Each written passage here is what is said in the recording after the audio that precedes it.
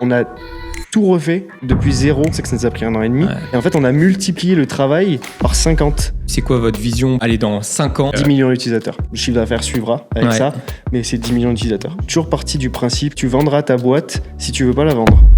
Aujourd'hui, j'ai le plaisir de recevoir sur l'Ikigai Podcast Thibaut, le cofondateur de GoWood. GoWood, c'est l'application qui révolutionne la mobilité et la souplesse au quotidien. Des routines courtes à faire le matin, avant ou après l'entraînement, ou même le soir pour intégrer facilement la mobilité dans votre routine. Initialement dédiée au monde du CrossFit, GoWood vient de franchir un énorme cap. L'application s'ouvre maintenant à plus de 50 sports. Concrètement, si vous faites de l'Aerox, vous pourrez tester votre mobilité spécifiquement pour ce sport. L'application vous donne ensuite un score de mobilité précis, puis vous propose des routines personnalisées pour améliorer votre performance, éviter les blessures et progresser plus sereinement. Et à l'occasion de cet épisode, j'ai une petite surprise pour vous.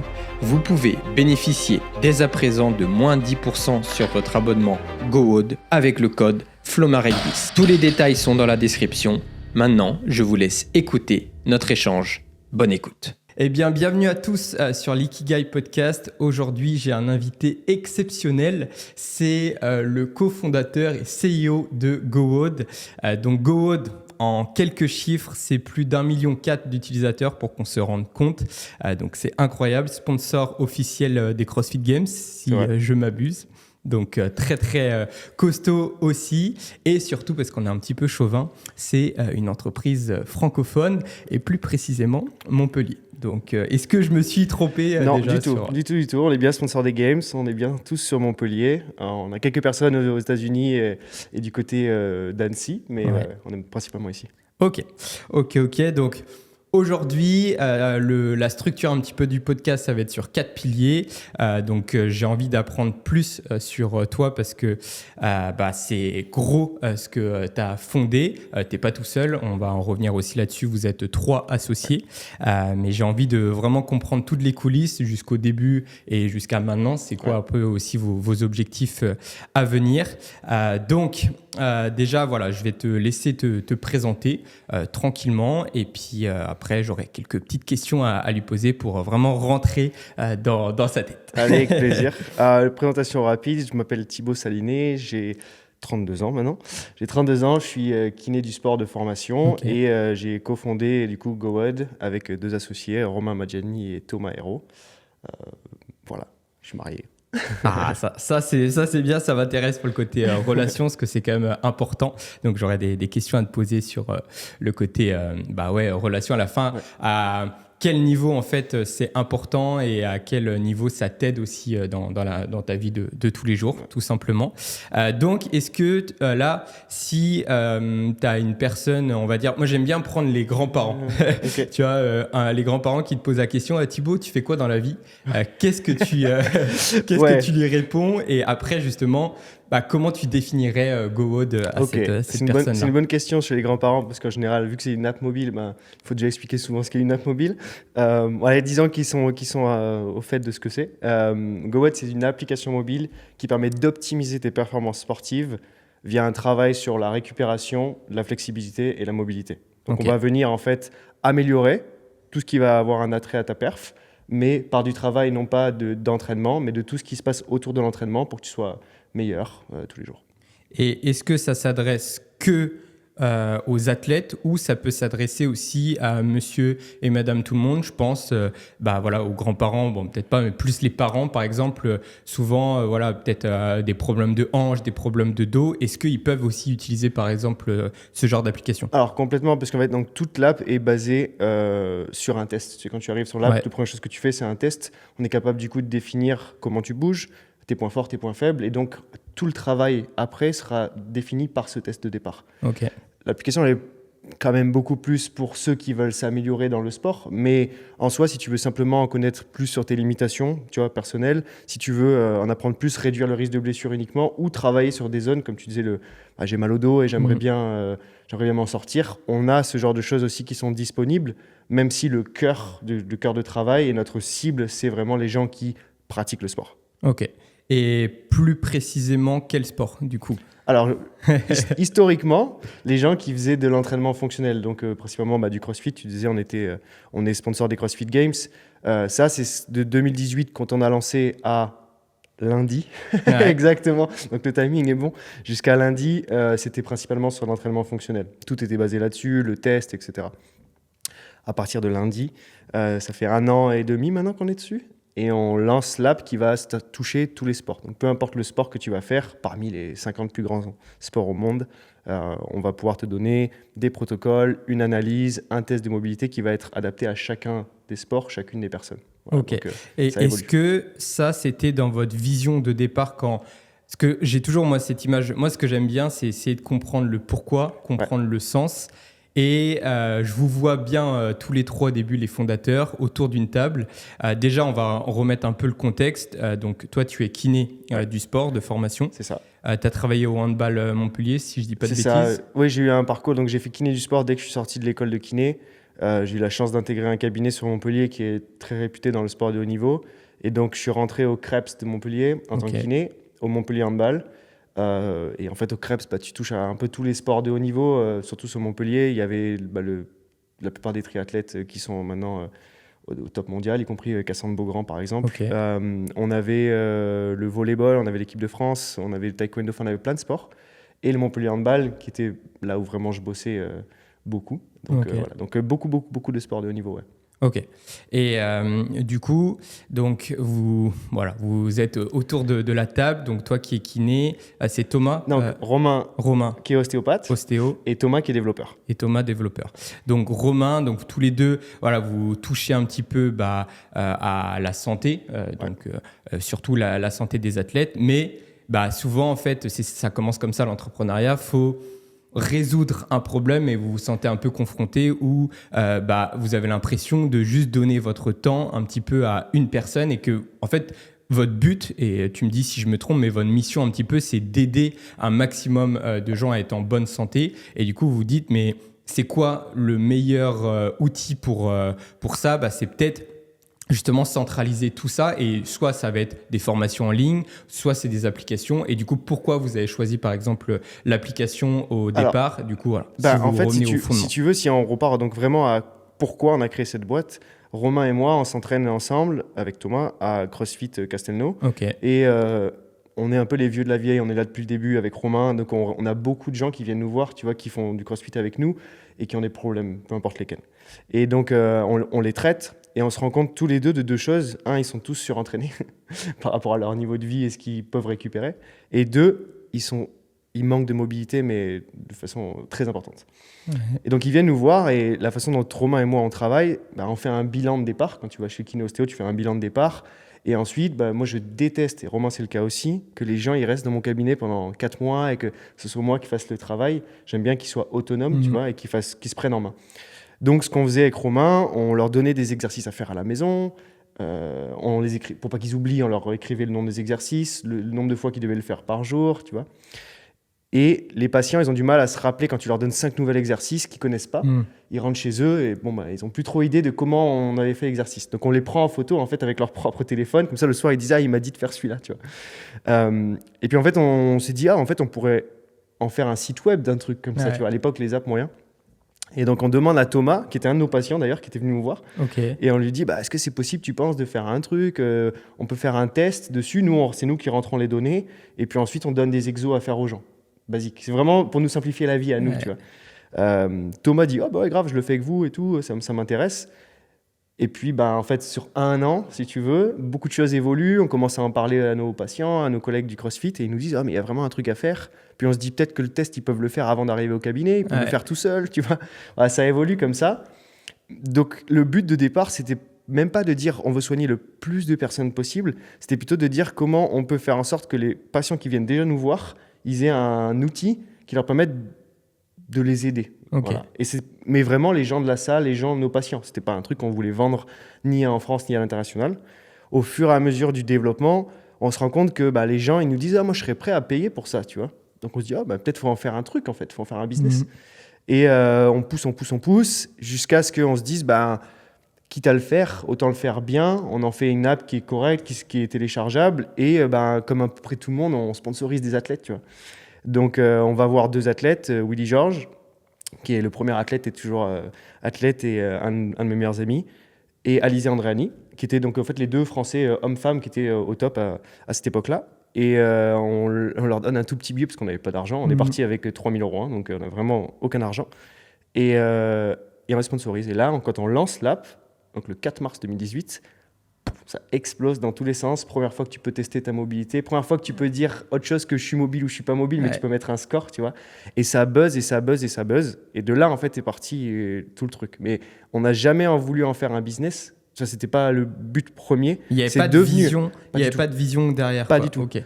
Bien sûr, si tu penses toujours, tu dis si jamais ça marche et tout, tu vois. Mais je veux dire, c'était pas ça l'objectif de départ. L'objectif de départ, c'était de dire les gens qui viennent nous voir au CAB, ils ont un truc. Et puis ça a évolué petit à petit en fait. Et à cette heure-là, c'était quoi un peu vos sources d'inspiration ? Est-ce que vous avez vu peut-être, parce que souvent pour éclaircir un peu quand même cette vision, tu regardes un petit peu ce qui se fait déjà. Est-ce que tu étais déjà au courant qu'il y avait entre guillemets un business autour de la mobilité ou... Oui. Okay. Oui. Alors, il y avait, donc en fait en 2015, il y avait une appli américaine qui s'appelle Romwad et qui avait pris le marché du CrossFit. Ils étaient tout seuls. Okay. Et en fait, ce qu'ils ont fait, c'est qu'ils ont proposé du yoga qu'ils ont brandé pour les crossfitters, tu vois, du yoga badass, en gros, quoi. Et donc, c'est ça qu'ils ont fait. Et les gens au CrossFit, ils n'avaient que cette solution. Ils ont fait un bon marketing, améliorer votre mobilité, etc. Sauf que, pour l'avoir essayé moi-même, les blessures majeures du crossfitter, ce sont les épaules, la capacité à mettre les bras au-dessus de la tête, donc l'overhead. Et eux, ils étaient vraiment focus sur le bas du corps. Et donc, si tu veux, tu n'étais pas vraiment en train de résoudre un problème. Et en plus de ça, l'amélioration de la flexibilité, de la souplesse, n'est pas la même chose que l'amélioration de la mobilité. Nous, on veut que ce soit actif, on veut être fort. Donc, si tu veux, il y a une solution, mais qui ne répondait pas vraiment aux problématiques du crossfitter. Et nous, quand on a créé l'app, on s'est dit, en fait, en tant que thérapeute, jamais on ferait faire ça aux patients. Nous, on ferait faire ça plutôt. Et donc, en fait, on a créé l'app autour de ce que nous, on donnerait à faire aux patients. Ok. Voilà. Et à cette heure-là, à ce moment-là, vos patients, c'était des crossfitters ou pas vraiment, ou c'était plus aussi peut-être les personnes que vous rencontrez lorsque vous allez vous entraîner ? Parce que souvent, il y a ce truc-là de « Ah ouais, en fait, il y a cette problématique chez 10, 20 personnes de mon entourage, c'est qu'il y a un souci. » Alors, on disait, dans les années 2000, avant en fait, que tout le monde soit devant un ordinateur, on disait que le mal du siècle, c'était les problèmes au niveau dos et épaules, on disait ça. Chez le crossfitter, c'est les épaules et c'est la capacité à mettre les bras au-dessus de la tête. Et quand on a créé l'app, on est vraiment parti à fond crossfit. C'est-à-dire que pour moi, un business qui essaye de s'étendre et de toucher tout le monde, il touche personne, tu vois. Et donc du coup au début on s'est dit écoute, nous notre spécialité c'est le CrossFit, c'est ça qu'on fait depuis des années, on est vraiment experts, on a des patients toutes les semaines, tous les jours, donc on va faire un produit où le crossfitter il va vraiment résoudre tous ses soucis. Et donc on s'était vraiment focus là-dessus, ce qui est maintenant plus le même discours aujourd'hui, parce que je viens de le dire, on va sortir une app pour tout le monde, mais on reviendra là-dessus sur comment on a fait pour reproduire la même chose, mais sur tous les sports. Exactement, ok. Ça, c'est intéressant parce que c'est... Je sais pas si tu connais déjà la philosophie Ikigai un petit peu ou pas. Pas trop. Pas trop. En gros, c'est 4 piliers, je pense que ça va te parler. C'est une philosophie japonaise, tu commences par ce que t'aimes, donc là, du coup, la passion. Et pour moi, en fait, c'est le truc le plus important. Ouais. Et je communique beaucoup plus intensément avec des gens où je sens qu'ils mettent l'âme dans ce qu'ils font. Et du coup, tu vois, comme tu le dis, en fait, vous commencez votre business en fait, attends, les gars, on va pas aller sur 40 000 sports, on va aller sur ce qu'on aime. C'est quoi ? C'est le CrossFit. Donc ça, c'est le premier truc. Le deuxième pilier, c'est là où tu es bon. Donc en fait, tu deviens bon parce que tu pratiques, il y a cette règle des 10 000 heures où, vu que t'aimes trop ça, en fait, tu résous des problèmes. Comme tu dis, tu vois que c'est les épaules qui sont mis un peu enfin, pas en danger, mais qui reviennent souvent dans les blessures du crossfitter. Le troisième, c'est est-ce que tu peux être rémunéré pour ? Parce que est-ce qu'il y a un marché ? Donc, s'il n'y a pas de marché, après, tu peux le créer aussi. Et des fois, c'est là où tu fais la diff. Et le quatrième pilier, c'est ça qui permet de réunir tous les Ikigai, c'est est-ce que tu résous un problème, est-ce que tu apportes de la valeur au monde.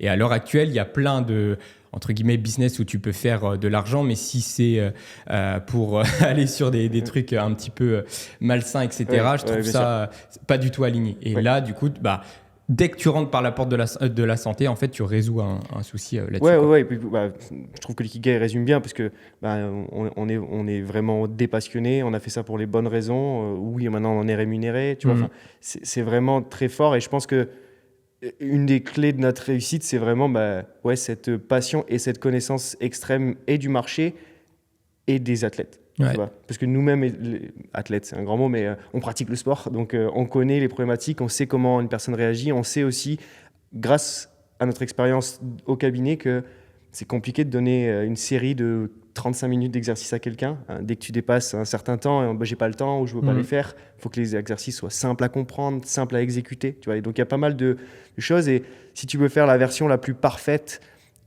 potentiellement personne ne va le faire. Tu vois, donc il faut s'adapter aussi aux gens que tu as en face de toi et les éduquer petit à petit.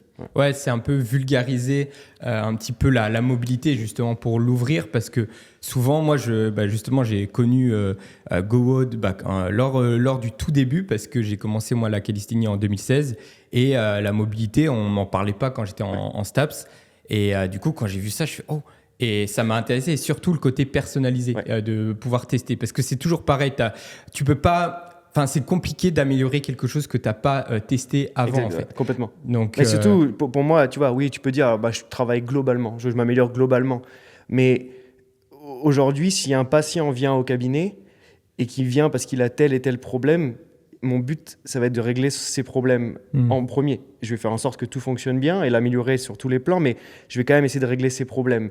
Et si tu n'as pas un test, si tu n'as pas de quoi valider, vérifier ce qui marche pas chez lui, c'est impossible de lui donner le travail personnalisé. Et donc à l'époque, tu vois, par exemple, notre concurrent, lui, c'était un truc global, tu suis une vidéo, tout le monde la même. On a été vraiment les précurseurs là-dessus. Maintenant, il y a tout le monde qui se met à le faire, mais pour nous, c'était vraiment important de dupliquer ce qu'on était capable de faire en tant que thérapeute, mais d'un point de vue mobile. Mais ça n'empêche pas, tu vois, que quand quelqu'un me dit « Ah, mais moi, j'utilise GoWOD, mais j'ai aussi mon kiné. » Je dis t'as trop raison, c'est parfait. Le combo, il est magnifique parce que moi, je considère que ton kiné, il va avoir une vue, il va pouvoir te toucher, il va pouvoir échanger avec toi, discuter, etc. Et donc, il aura un résultat qui sera encore meilleur. Pour autant, je ne suis pas sûr que tu sois capable d'aller 3 fois par jour chez ton kiné, qui te donne des exercices tous les jours et qui regarde si tu progresses, etc. Tu vois, pas tout le monde qui a ce luxe-là, à moins que ce soit LeBron James. Mais, donc, du coup, en fait, la combinaison des deux est top et on n'a jamais renié le fait de dire mais continuez à aller chez vos ostéos, chez vos kinés, etc. Alors, faites-vous soigner, faites-vous analyser aussi, tu vois, par un vrai thérapeute. Ouais, mais tu vois là, GoWOD, le problème qu'il résout, c'est en fait, en faire un petit peu tous les jours. Et souvent, c'est ça qui nous manque en tant qu'athlète ou en tant qu'humain dans la vie de tous les jours. Combien de personnes ont entendu « j'ai mal au dos, etc. » mais ils ne font pas les exercices pour résoudre. Et moi, je vois GoWOD un peu comme les EMOM pour les pompes, par exemple. En fait, tu mets un chrono, tu poses ton cerveau et tu fais 5 minutes. C'est ce que j'allais dire. Tu vois, moi, je pense que là où on répond le plus à la problématique, c'est quand, comment, pourquoi. Donc, on te donne des exercices à faire parce qu'on a analysé. On te dit comment le faire parce qu'on te montre. Et on te met tout un cadre autour. Dans ce contexte-là, il faut faire ça. Dans ce contexte-là, il faut faire ça. Et en fait, on te prend en main. Et c'est vraiment, voilà, on dit no-brainer. Tu réfléchis pas, tu poses ton cerveau et tu mets. Et en fait, ce qui est rigolo, c'est qu'à la fois, ça fonctionne chez des gens qui sont très amateurs, mais même les professionnels. Tu vois, on sponsorise 25 athlètes pros. Et pour autant, ils utilisent l'app alors qu'ils se connaissent par cœur, ils ont des physios et tout, mais en fait, c'est parce qu'ils ne veulent pas réfléchir, ils nous font confiance, ils savent que ça fonctionne, ils posent le cerveau, comme tu dis, ils appuient sur play et voilà, et ils suivent le truc. Voilà. Et combien de temps ça dure à peu près une routine parce que le mot que je cherchais, c'est la dose minimale, en gros, dose minimale effective. C'est un peu comme Nico, donc mon associé sur Ikigai. Lui, c'est un peu sa méthodologie d'entraînement. Ça va être de faire 30 minutes d'entraînement tous les jours, mais sur tirage, poussée et les squats, les accroupissements. Et en fait, c'est... pour développer, c'est peut-être un petit peu limitant, mais une fois que tu as développé des capacités, c'est la dose minimale pour progresser. Est-ce que combien de temps du coup ça dure un petit peu Alors déjà, la première chose, comme je te disais, on sait que l'excuse numéro 1 dans le monde actuel, c'est j'ai pas le temps. Voilà. Tu as toujours le temps de regarder Netflix et tout, mais tu n'as pas le temps de prendre du temps pour toi. Donc, on a des sessions qui, avant l'entraînement ou après l'entraînement, le minimum, c'est 3 minutes. On appelle ça un Mobi Flash. C'est-à-dire que tu n'as pas le temps, genre, on sait que tu as 3 minutes. Donc, fais 3 minutes au moins. C'est le minimum. Mais après, on a des temps qui varient. Ça peut être 10 et 15 minutes, donc à 3 minutes, 10 minutes, 15 minutes avant l'entraînement. Et à la maison, on a fait des sessions qui font 8 minutes, 15 minutes ou 22 minutes. Le but étant de dire 8 minutes, ça se trouve assez facilement. Tu fais vraiment le minimum pour toi. 15 minutes, tu pousses un peu plus loin. 22 minutes, tu vas chercher. Mais ce dont on se rend compte, parce qu'aujourd'hui, on a eu 38 millions de protocoles qui ont été effectués sur l'app. Okay. Et donc, on peut sortir des datas de progression en fonction de ce que font les gens. Et donc, on a étudié ça avec un data analyst et on s'est rendu compte que c'est, comme dans le monde tout le temps, on le sait, c'est la régularité qui paye. C'est-à-dire que faire 1 heure le jeudi, tous les jeudis, ça n'a pas vraiment d'intérêt. Il vaut mieux faire 3 minutes, 8 minutes tous les jours, sans arrêt et sans période d'arrêt surtout. C'est là où tu progresses le plus vite. Ouais, c'est un peu l'hyperfréquence avec voilà. Et puis surtout, comme tu dis, tu as une vision au moins long terme parce que combien de personnes on connaît, ils sont entraînés, ils sont dit vas-y, objectif marathon, ils font une grosse sortie de 1 heure, 2 heures et en fait ça tient pas sur le long terme. Donc vaut mieux découper ça, fragmenter ça et là tu résous un bon problème. Ouais, je crois que c'est le cas dans la majorité des sports à l'entraînement. Tu peux jamais te dire moi en ce moment j'ai envie d'être fort, j'ai envie de squatter lourd et tu dis tous les jeudis je me mets 10 x 7 plus 3 fois machin plus défendre. Tu vas éclater complet plutôt que d'étaler ça sur ta semaine et tenir ça sur 3 mois. C'est là où tu vas être meilleur. Et on se rend compte dans les stats, mais c'est comme ça que fonctionne le corps humain dans tous les cas. C'est toujours la régularité. Quand tu apprends une langue, c'est de la pratiquer tous les jours, etc. Ouais, mais c'est bien de le justifier avec des stats. Moi, j'aime bien. Ça me rassure quand même après d'avoir des tableaux et tout et me dire ça en fait on avait raison, on l'a senti parce que moi je pars toujours comme du terrain et du feeling qu'on ressent. Mais après, si on peut le justifier d'un point de vue un peu plus scientifique, moi ça me va aussi plutôt très bien. Donc, on va ouvrir la porte du sport avec la casquette Thibaut Sport. Du coup. Comment tu as découvert le CrossFit et pourquoi tu commences le CrossFit ? J'ai fait jeune, j'ai fait judo. Moi, j'ai fait un peu comme tout le monde, du foot, du tennis quand tu as 6 ans. Là. Après, judo, parce que mon père est prof de judo. Okay. J'ai fait du judo et ensuite, j'ai découvert le rugby, je crois, quand j'avais 10 ans. J'ai fait du coup du rugby jusqu'à mes 21 ans, donc jusqu'en universitaire. Et en fait, entre ma première et ma deuxième année d'école de kiné, donc quand j'avais 19 ans je crois, j'avais un pote qui s'appelait Jérémy Lévaux et qui était le teneur de boxe de CrossFit Sifour, qui était genre super jacked, tu vois, genre supra costaud mais sec et tout, et je me disais putain il est vachement bien gaulé, tu vois, qu'est-ce qu'il fait ? Et il faisait ce truc là, le CrossFit que personne connaissait, donc il soulevait des pneus en gros quoi. Et bon, il avait l'air super fit, et je me suis dit c'est quoi un été ? J'y vais et je m'entraîne à ça et comme ça me fera ma muscu plutôt que de faire de la muscu. Et donc j'y vais. Et premier workout, je me dis, moi j'ai fait du rugby toute ma vie, donc franchement j'ai quand même de la force. J'ai fait de la muscu, donc j'ai quand même un peu de force, j'ai un peu de cardio et tout. Franchement, je vais déchirer le sport, tu vois. Et puis tu arrives et tu te fais rouster par Bertrand, 44 ans, pas du tout fit. Parce qu'en fait, l'effort est tellement différent d'habitude. J'ai vomi et tout. C'est vrai, le premier ? Ouais, premier. Okay. J'ai vomi en courant, personne n'a vu, je suis reparti, j'ai dit à personne. Et après, je suis resté dans ma voiture comme ça. Et donc, je me suis dit, génial, l'impact que j'ai pris, c'est que du coup, il faut que je travaille. Donc, j'ai fait ça tout l'été. Et en revenant, du coup, mon premier entraînement de rugby en école de kiné, c'est moi qui bute, parce que je jouais 9, et je bute. Et là, je me mets sur la ligne des 40 mètres et j'enquille des pénalités comme si je forçais pas. Je me dis, c'est bizarre. Okay. Et je me mets aux 50 mètres et j'enquille les pénalités. Je me dis, mais j'ai jamais tapé aussi fort. Et j'ai pas fait le lien. Direct. Et ça faisait combien de temps que tu faisais du CrossFit 2 mois et demi. Ok. Voilà. Mais juste la différence d'explos et tout que j'ai bossé là sur l'été, ça m'a servi. Au rugby, j'allais beaucoup plus vite et tout. Je me suis dit, mais c'est vraiment génial. Et donc, j'ai commencé. Je suis devenu accro complètement. Et depuis cette période-là, du coup, j'en fais. Et j'ai pas arrêté. Maintenant, je fais aussi d'autres sports parce que j'ai envie aussi de me diversifier. Donc, j'ai repris un peu la muscu parce que ça me fait du bien. Du golf, du snow, enfin plein de choses comme ça, mais c'est là la découverte du CrossFit. Ouais. Donc quand même, le pourquoi au début, est-ce que c'est plus l'aspect physique quand même ? Tu vois, la petite graine au début, déjà... Challenge, je pense. Challenge, tu sais, tu découvres quelque chose, tu te rends compte que tu pensais être bon, t'es pas bon, et j'ai un peu un instinct de compétiteur, et de me dire genre c'est pas normal que je sois pas bon alors que lui il me bat, c'est pas normal, donc je vais essayer d'être meilleur. Ouais, mais au début, quand tu te mets au CrossFit, tu vois, avec ton pote, donc déjà là on voit l'impact de l'entourage, parce que si t'avais pas eu cette personne dans ton entourage, t'aurais peut-être jamais commencé le CrossFit. Potentiellement, complètement. jamais développé GoWood. Mais tu vois, tu me dis, ah putain, il a quand même un bon physique, etc. Est-ce que souvent, tu vois, ceux qui se mettent à la muscu, ceux qui se mettent dans ces sports-là, au début, c'est le petit truc physique. Et après, en fait, vu que en fait, nous, et tu vas me dire si je me trompe, j'ai l'impression qu'on s'en fout un peu comme de l'aspect physique, c'est plus le côté performance. Et après, c'est ça qui nous fait rester dans le sport, en fait. Complètement. Ouais, c'est-à-dire, tu peux y aller pour une raison et rester pour une autre, tu vois. Là, j'avais la flemme d'aller dans une salle de muscu l'été tout seul, tu vois, avec tes écouteurs et tu restes sur ton téléphone. Je trouve ça un peu... Ouais, voilà. Donc du coup là c'était un peu challengeant, j'avais envie de voir ce que c'était, il en faisait la promotion, tu vois, et ça avait l'air sain comme truc, et en plus lui est un garçon qui est hyper sain. Donc je me disais, ah bah tu vois, c'est peut-être l'occasion quoi. Mais à l'époque, en 2014 là, t'étais un peu vu comme un fou quand tu faisais ça, tu vois. Je me rappelle, j'arrivais à l'école de kiné, et donc je leur ai dit, j'ai fait du crossfit tout l'été, et donc il faisait des jeux de mots avec crossfit que je vais éviter de dire ici, mais voilà, il me disait que c'était trop laid, que ça avait aucun intérêt. Spoiler, maintenant, tous ceux qui ont dit ça, ils en font. C'est vrai ouais, mais sans exception, trop drôle, tu vois. Mais à l'époque, c'était un peu révolutionnaire, il n'y en avait pas trop en France, c'était aux US et tout. En plus, tu parles avec des mots en anglais, donc les gens, ils comprennent pas trop. Mais vraiment, ensuite, d'un point de vue kiné, parce que j'étais encore en école, mais ensuite, j'ai développé ça avec mon métier, et je me suis dit, mais en fait, ce sport, il est génial. Quand il est adapté au niveau de chacun, etc. Mais quand il est adapté, si tout le monde faisait ce type de sport fonctionnel, les cabinets de kiné, ils ne seraient pas remplis, tu vois. Et le coût de la sécu, il diminuerait, je suis certain. Donc, si tu veux, d'un point de vue kiné, c'est super. Et j'encourageais les gens à le faire. Et j'encourageais même les médecins avec qui je travaillais à dire, vous devriez découvrir, parce que je pense que vous pouvez envoyer des patients là-bas, tu vois. Mais tu vois, je rebondis sur quelque chose.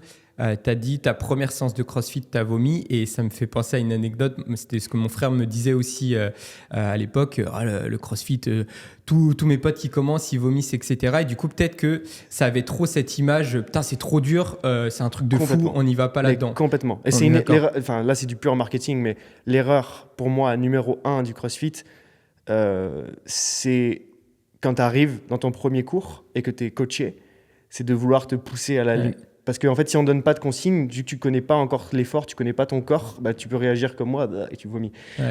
Si au contraire, on va me dire, écoute, tu vas voir, c'est nouveau, il faut que ton corps s'habitue. Donc, on va faire une séance qui est cadrée pour une première fois, tu vois. Et dans ces cas-là, moi, ça ne m'a pas fait peur parce que c'était presque ça qui m'a fait kiffer. Exact, c'est ce que j'allais dire. En fait, ça n'avait pas des personnalités. Mais j'imagine la personne qui arrive avec un a priori, qui se dit, c'est pas pour moi, c'est trop dangereux. Elle sort de là, elle ne peut plus marcher pendant une semaine et elle vomit. Bon. Tu vois, je me dis, elle va se dire, ça conforte ce que je pensais, c'est pas pour moi.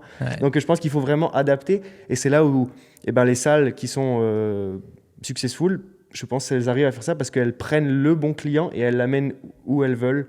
Tu vois, sur la première séance, premier mois, etc. Elles l'accompagnent exactement dans ce qu'il cherchait. Et petit à petit, en fait, elles lui apprennent la méthodologie à dire, tu vois, il faut essayer de se dépasser. Voilà, mais je suis tout à fait d'accord avec toi, ça peut faire peur, quoi. Donc, premier pilier sport, donc tu m'as dit quand même rugby. Ça, j'ai fait de la prépa physique en rugby et je trouve que c'est génial niveau qualité physique. Je trouve ça incroyable. Tu as fait pendant combien de temps en rugby ? 12 ans. 12 ans. Et du coup, là, avant d'aller sur le spectre santé, petite question, du coup, GoWood sera ouvert sur le rugby là, à partir de lundi. Le rugby fait partie des sports de la liste.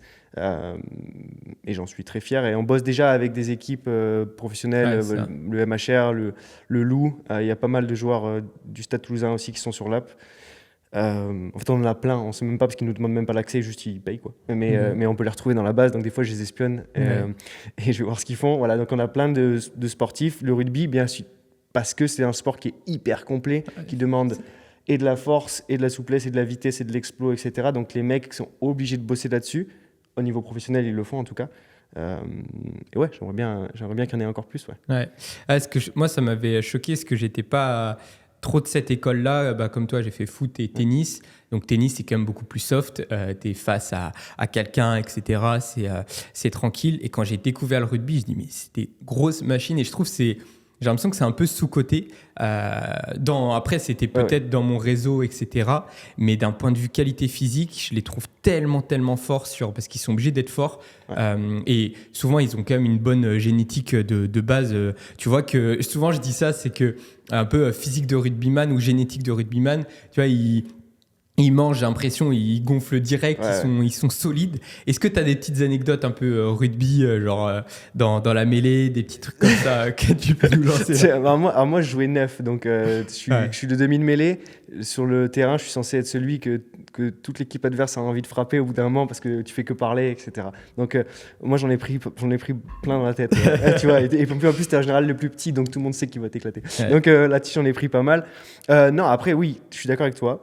La génétique du rugby, tu le vois. Tu vois un mec comme Willy George Ouais. qui vient du rugby.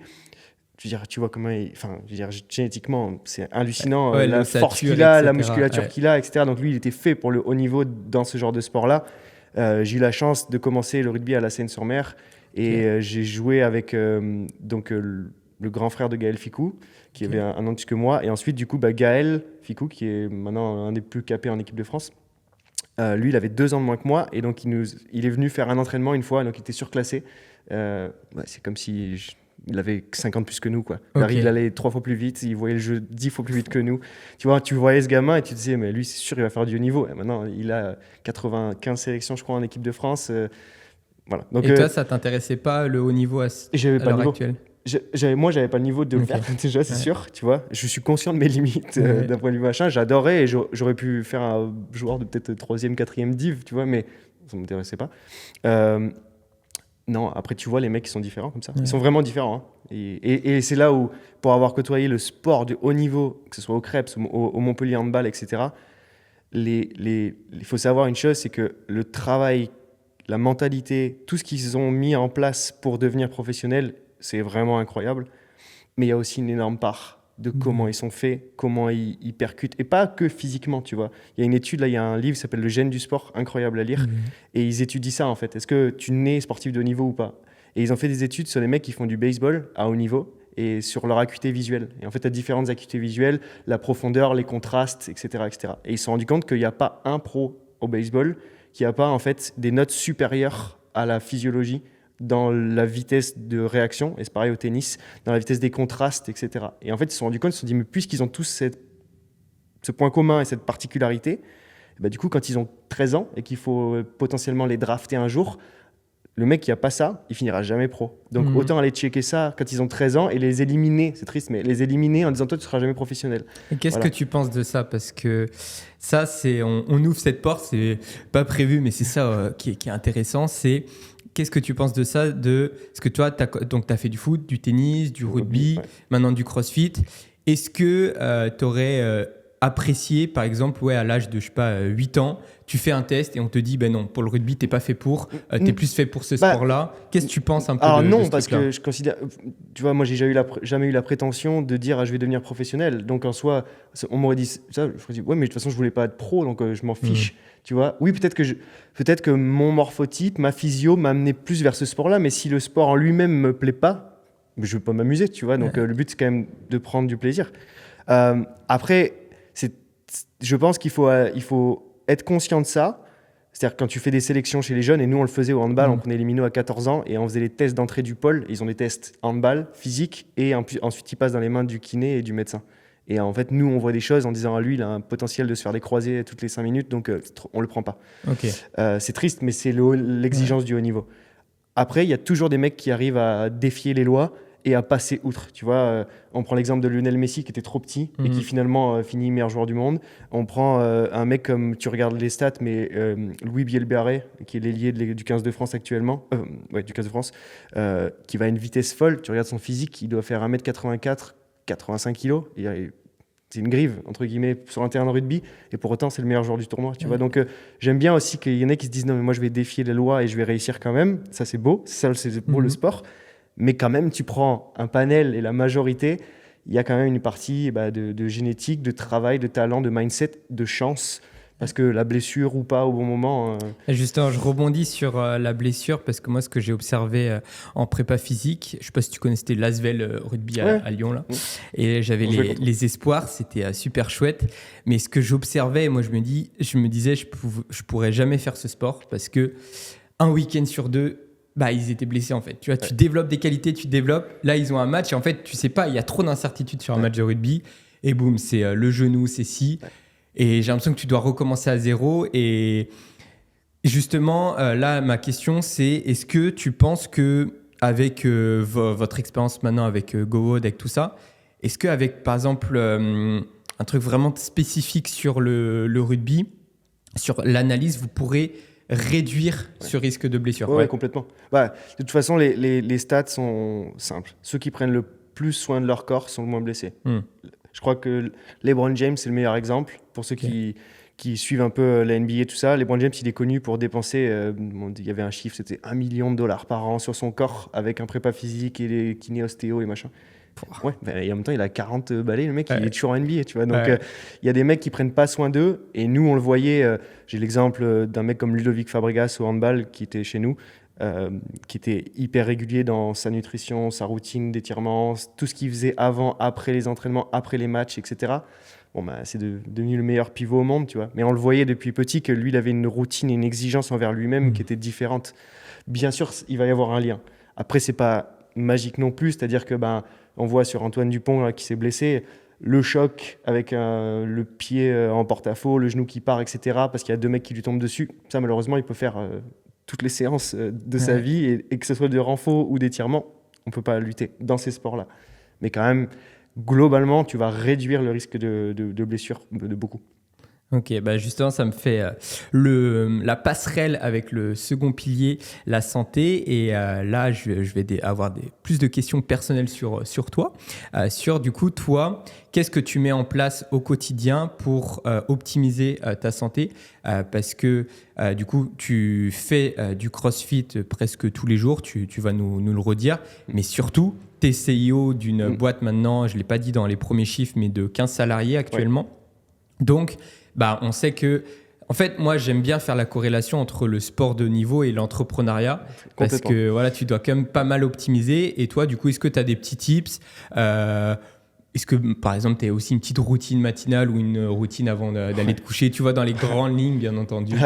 Écoute, donc déjà, la première chose, c'est que pour moi, un entrepreneur, c'est un athlète de haut niveau. La seule différence, que son outil de travail, c'est pas trop son corps, mais c'est ton cerveau, entre guillemets. Moi, je suis un homme de routine, c'est-à-dire que ma vie, elle est un peu fade, tu vois. Vu de l'extérieur, c'est toujours pareil, genre vraiment toujours pareil. Donc, je me lève tous les jours à la même heure, je me couche tous les jours à la même heure, je m'étire tous les jours à la même heure. J'ai un rituel même un peu, c'est pas superstitieux, mais quand je dis au revoir le soir à mes chiens qui dorment, tu vois, je leur dis la même chose, etc., etc. C'est vraiment un truc très particulier. Et après, tu fais en sorte d'être tout le temps prêt à être à 100% de tes capacités, enfin au plus possible en tout cas. Donc ça veut dire que tu bois pas d'alcool, tu sors pas le soir.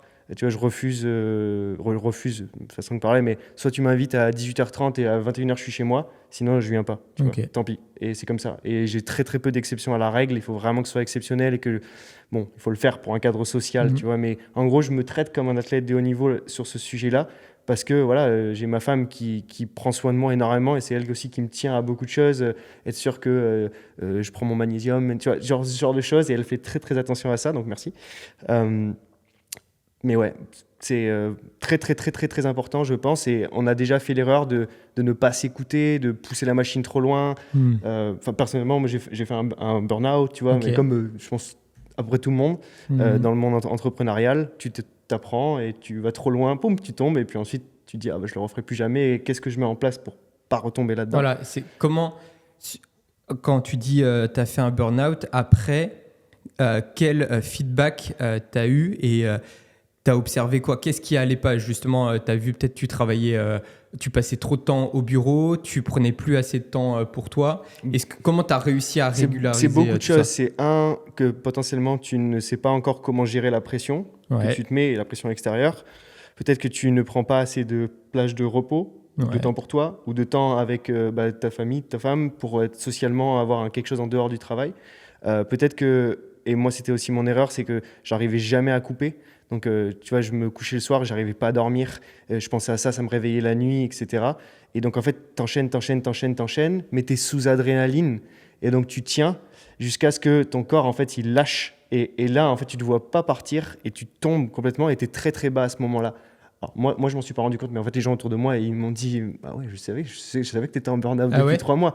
En fait, tu reviens après et tu vois, tu disais, mais en fait, je parle plus à ma famille, mes parents, mon frère, je parlais plus, j'avais plus envie de leur parler, je voulais voir personne, tu vois, Ouais. t'as plus d'émotions, en fait, ton corps, il élimine tout ce qui peut lui amener de l'énergie. Les émotions, ça en est un, et on t'enlève tout. Et donc, à la fin, tu deviens en fait un robot où en fait, tu prends aucun plaisir. Et donc, bah, il faut. Alors que je m'éclatais au travail, c'était Ouais. même pas que ça, hein. Mais tu te régénérais pas. Et c'est pour ça C'est que terrible. ce côté, ce quatrième aspect des relations, moi, ça a été la grosse révélation un peu pareil ces dernières années, parce que je me suis dit, mais si tu es que dans le côté business ou sport et que tu te régénères pas, tu vois bien que tous les athlètes comme de haut niveau, ils ont un putain d'entourage à côté d'eux, Ouais. ils ont une famille qui Ouais. les soutiennent, ils ont une compagne pour les athlètes qui les soutiennent aussi. Et je me suis dit, si il y a ça, c'est qu'il y a une raison en fait. Ouais. Et c'est que c'est ça qui va les permettre de tenir sur le long terme. Et que ce soit les relations que tu as, je vais prendre le travail en premier, les relations que tu as au travail avec moi, mes associés, avec les employés, tu vois, c'est une équipe. Et comme tu disais, à la maison, moi je sais que ma femme, c'est mon pilier, quoi. C'est elle qui me remet les pieds sur terre, c'est elle qui me pousse quand je suis bas, tu vois, vraiment, c'est elle qui m'aide énormément, en plus de prendre soin de ma santé, etc. Et c'est ton allié, en fait, c'est ton partenaire de vie, mais c'est ton allié, en fait, aussi dans ton taf. Et les relations après que tu crées, le truc le plus kiffant aujourd'hui qu'on ait sur GoWOD, c'est pas les chiffres, c'est pas les athlètes pros, désolé pour eux, mais c'est pas ça qui nous fait le plus rêver. C'est qu'en fait, on a créé une équipe à partir de rien. On a regroupé 15 personnes qui se connaissaient pas dans un bureau avec un projet commun et tout le monde s'éclate à bosser là-dessus. Et j'espère, peut-être je me trompe, mais ils ont l'air d'être contents de venir au bureau tous les jours et de bosser sur ce projet-là. Et ça, c'est aujourd'hui la plus grande fierté, tu vois. Genre, juste avant de venir faire le podcast, on discutait avec Romain et on disait j'ai rarement vu le bureau comme ça, avec cette énergie-là, tout le monde à fond, tout le monde communique, tout le monde essaie de faire au mieux et d'être perfectionniste, d'aider les autres et tout. Mais ça, c'est le truc le plus... Moi qui viens du sport collectif, c'est le truc le plus kiffant, quoi. Ouais, c'est ça. C'est que, en fait, c'est pour moi un peu la finalité de l'entrepreneuriat. Ça, c'est parce que maintenant, c'est de plus en plus simple d'entreprendre, mais souvent, tu es solopreneur, quoi. Tu développes ton petit truc tout seul. Mais du coup, ça peut être un peu l'analogie avec les sports individuels, le tennis, etc. Mais quand tu as la fibre, comme toi, plus rugby, etc., je pense que la finalité, c'est de se dire, j'ai envie d'accomplir quelque chose en équipe, mais c'est toujours, il y a de l'humain, il y a des émotions. Et quand tu as envie de faire bien les choses, des fois, c'est quand même compliqué. Donc, comment vous avez réussi à gérer tout ça d'un point de vue, puisque vous étiez 3 au début, quand vous avez eu des salariés, comment ça a grossi un petit peu Déjà, ça. la première chose, c'est que quand tu démarres avec tes 3 comme ça, avec tes 3 cofondateurs, entre guillemets, à valeur égale, part égale, etc. 3, c'est bien, parce que quand tu n'es que 2 et que tu n'es pas d'accord, qui décide. 3, il y a toujours 2 contre 1, entre guillemets. Donc ça, c'est déjà bien d'être 3, un chiffre impair. Un chiffre impair qui n'est pas 1. Voilà. C'est la première chose. Et ensuite, c'est comme un couple. Quand on dit tu es marié avec tes associés, mais tu es vraiment marié avec tes associés. Donc, c'est comme un couple. Si tu discutes pas, si tu communiques pas et que tu laisses s'envenimer les choses, un jour, ça explose dans tous les sens. Donc, il faut en permanence traiter ça avec la plus grande importance pour que les relations humaines se passent bien. On a eu des hauts débats, comme tout le monde, mais on a toujours fait en sorte que ça se passe bien. Et puis ensuite, il faut que chacun comprenne son rôle dans la société et qui est des postes. Voilà. Romain, par exemple, c'est le lien dans l'équipe qui est émotionnel. Romain, c'est quelqu'un qui a, je sais pas si on dit, on a beaucoup d'émotions, mais qui transmet quelque chose, qui a beaucoup d'empathie, qui va sentir beaucoup de choses, tu vois. Donc lui, il va avoir ce rôle-là dans la boîte où il va sentir les choses en disant là, je pense qu'il y a un problème, là, je pense que ça va pas pour cette personne, etc. Moi, je suis beaucoup plus analytique et robotique. Donc, j'ai très peu d'empathie. Et rationnel, quoi. Rationnel, voilà. Et donc, du coup, moi, j'ai tendance à pas voir ça, tu vois. Donc, heureusement que j'ai Romain qui vient m'apporter ça, par exemple. Et ensuite, c'est à moi de prendre les décisions de manière rationnelle. Voilà. Donc, chacun fait son truc. Notre premier employé, qui s'appelle Vanina, on l'a eu en 2019. Et ensuite, on a eu Xavier. Et on est passé de 1, 2, à 15, très, très rapidement. C'est toujours pareil. C'est comment tu fais pour recruter la bonne personne. Mais le plus important, et c'est là où on met notre focus. Pour moi, on ne recrute pas sur un CV, on recrute sur ta motivation et qu'est-ce que tu es capable d'apprendre. Parce que moi, je ne suis pas PDG à la base, genre, je suis kiné, donc on a tout appris. Romain, il n'est pas CMO, il est ostéo, tu vois. Et Thomas, il faisait du dev, mais il n'était pas CTO. Donc, tout le monde a appris. Et aujourd'hui, dans la boîte, quand on recrute quelqu'un, on ne dit pas « t'as bossé là, t'as vu ça comme CV ». On dit « explique-moi pourquoi tu veux bosser chez nous », en gros. Et si la motivation est là, tu peux en faire ce que tu veux, parce qu'en fait, ils vont devenir super bons dans leur métier, parce qu'ils sont passionnés et qu'ils vont se mettre les moyens en fait, pour y arriver. Donc ça, c'est hyper important. Et toujours faire en sorte que tu anticipes les problèmes, tu anticipes les trucs, tu sois fair avec tout le monde, que tu ne traites pas quelqu'un mieux que quelqu'un d'autre. Parce que ça va très vite, ça fait effet boule de neige, ce genre de choses, et ça peut aller... Et concrètement, est-ce que vous mettez en place, par exemple, des réunions toutes les semaines ou tous les mois pour faire des points, ou la communication, comme tu le disais, est tellement fluide maintenant, vous avez dépassé un peu ce cap-là et vous n'avez même pas besoin de... Tu fais des réunions informelles, en fait. Tu fais autour d'un café...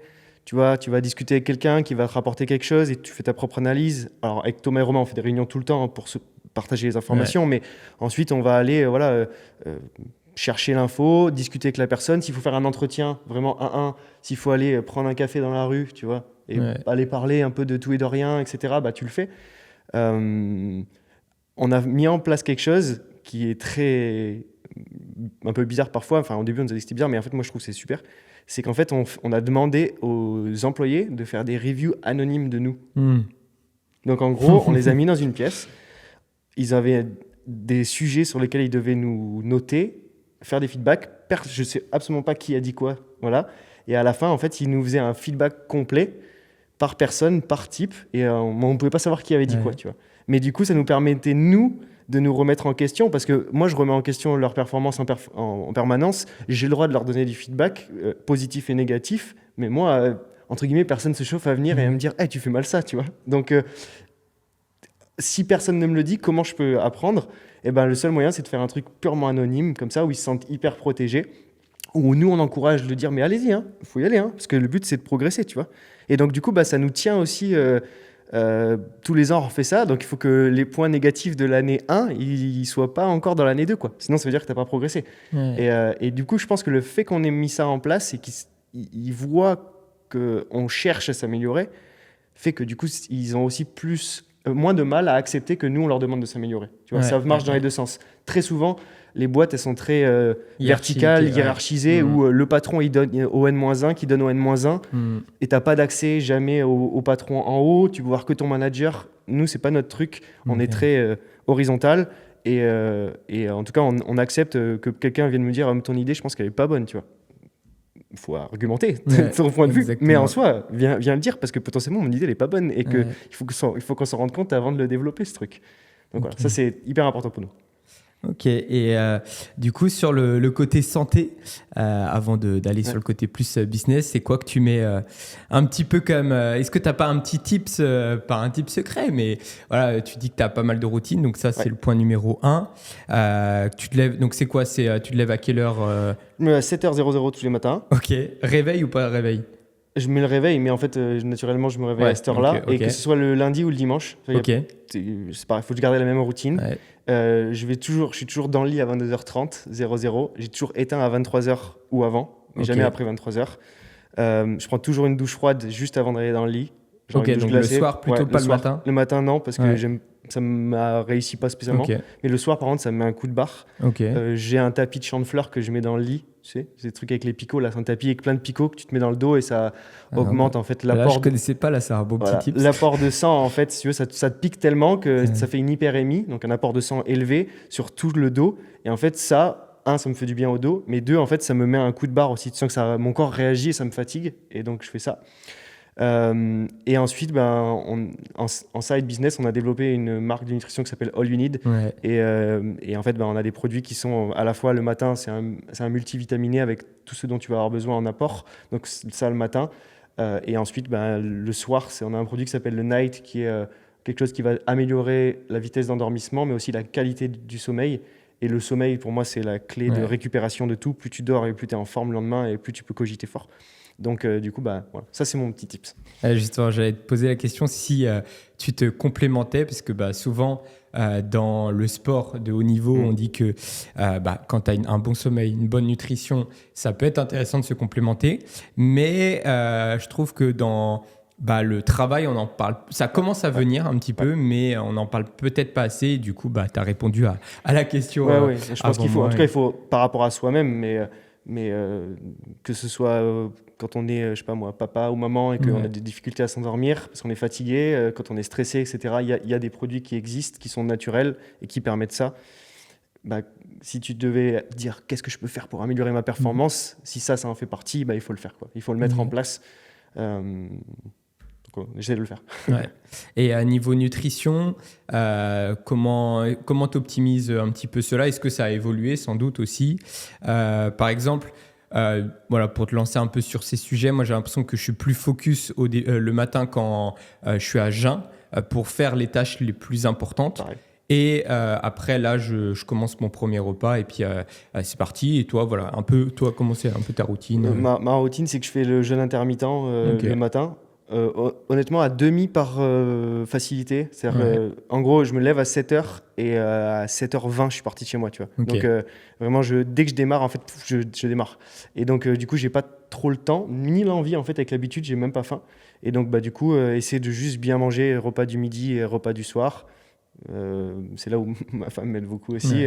Et puis, j'ai quelqu'un qui prépare des plats en fait tous les midis qui sont hyper variés. Et donc, tous les midis, c'est livré au bureau.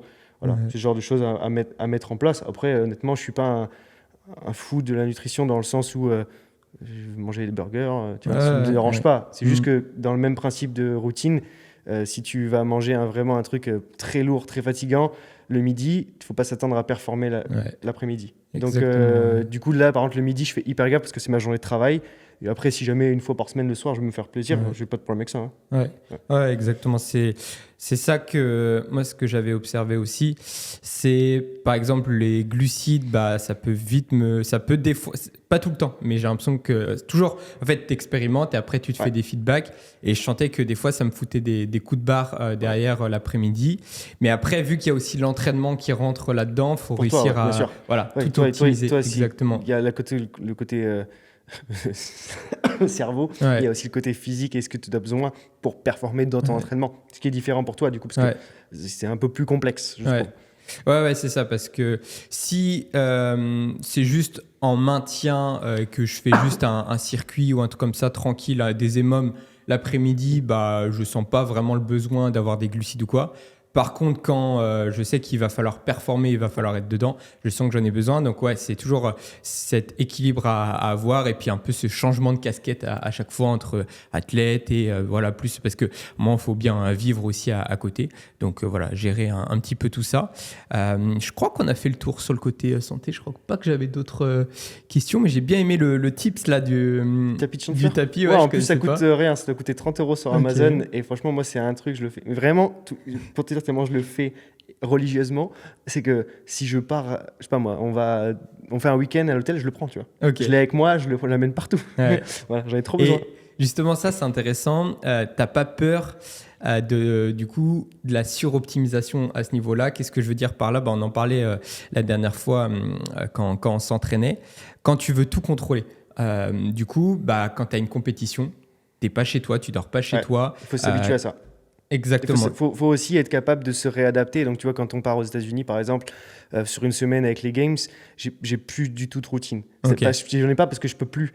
J'essaye au maximum d'en mettre, mais si j'ai des rendez-vous qui s'enchaînent, je mange il est 15h. Si le matin, on me dit, parce qu'en Amérique, on se lève tôt, on me dit, là, il faut faire des classes à 5h, puis à 6h, il y a un podcast et machin. Tu fais c'est comme ça. Donc, en fait, tu reviens, t'es éclaté. Tu sens que si tu veux faire ça 2 semaines, tu pourrais plus. Mais en fait, il faut aussi se préparer à faire ça. C'est dur, mais je suis tout à fait d'accord avec toi. Il faut aussi s'habituer. Tous les gens qui s'entraînent, par exemple, je m'entraîne toujours de 9h à 11h et de 16 à 17. Et la compète, on te dit, c'est à 13h. Voilà. Et toi, tu t'es jamais entraîné à 13h. Tu sais même pas comment manger, réagir à ça. Il faut le faire en permanence. Donc, et surtout, c'est la mentalité CrossFit, ça. C'est être prêt à l'incertitude. L'inconnu. Exactement. Mais je pense que c'est CrossFit, mais ça vaut, je pense, dans tous les sports. Tu vois. Au rugby, parfois, ils jouent à 13h, parfois, ils jouent à 15h, parfois, ils jouent à 21h en nocturne. Ça, c'est différent, mais il faut savoir le faire, quoi. Ouais, ça c'est un point important. Ok, vas-y, on va lancer le côté business. J'ai pris quelques petites notes, je sors mes petites questions. Justement, là c'est un peu santé, mais la journée type, du coup, quelle est ta journée type en tant que CEO de GoWood et même après un peu ta semaine type? Tu nous as déjà donné quelques petites pistes, mais... La journée type, alors il n'y a pas de journée type, parce que c'est le principe de l'entrepreneuriat, c'est en gros chaque matin tu te réveilles, il y a un nouveau problème, un ou des problèmes qu'il faut résoudre, et puis ça dépend aussi du stade d'évolution de ta boîte. Aujourd'hui, moi, la majeure partie de mon travail, elle est dans la réflexion de road mapping, de stratégie, d'analyse de data et de chiffres pour revoir ta roadmap, revoir ta stratégie, que ce soit marketing, partenariat, et ensuite réajuster. Ensuite, tu as tout le côté managérial. Donc, tu as des gens à gérer, que ce soit les gens qui sont directement sous toi ou avec toi, ou alors, dans mon cas, par exemple, Romain, qui est son pôle marketing, qui va me ramener ce que son pôle marketing fait, et donc ensuite, pour que j'ai une vision d'ensemble.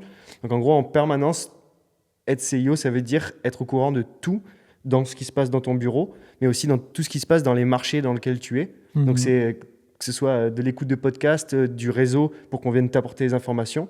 Plus tu as de connaissances, et plus tu peux prendre des décisions de manière avisée. Et donc, en fait, c'est ça principalement le rôle. Et après, ça peut être de la négo de contrat. Moi, je suis le côté kiné aussi de l'app. Donc, pour moi, c'est revoir tous les protocoles qui sont dans l'app pour améliorer en permanence nos protocoles pour que les gens progressent plus vite. C'est une partie aussi qu'on a toujours regardée. Voilà. C'est vrai que parfois, j'essaie de me dire, si je devais décrire exactement, en fait, je sais pas, mardi, c'était différent de mercredi, qui était différent de la semaine dernière. Alors, mais c'est ça qui est cool aussi. C'est ça qu'on adore. Sinon, tu arrives le matin, tu sais pas ce qui va se passer, entre guillemets. Tu vois, aujourd'hui, on a un podcast, c'est pas tous les jours. Donc, voilà, il y a ça aussi. Potentiellement, là, on est dans la salle GoWood qu'on a créée. Et tu réfléchis en disant, du coup, il faut qu'il y ait quelqu'un qui ait la vision de l'exécution de comment on va faire ça. Donc, il faut aller chercher des talents qui vont designer la salle. Il faut négocier des partenariats avec les différents acteurs, Rogue, Pavigim ou INSEP, pour que ce soit possible. Il faut se dire et réfléchir au financement, comment tu vas pouvoir financer ça, est-ce que ça va impacter la boîte? Tu as des rendez-vous comptables.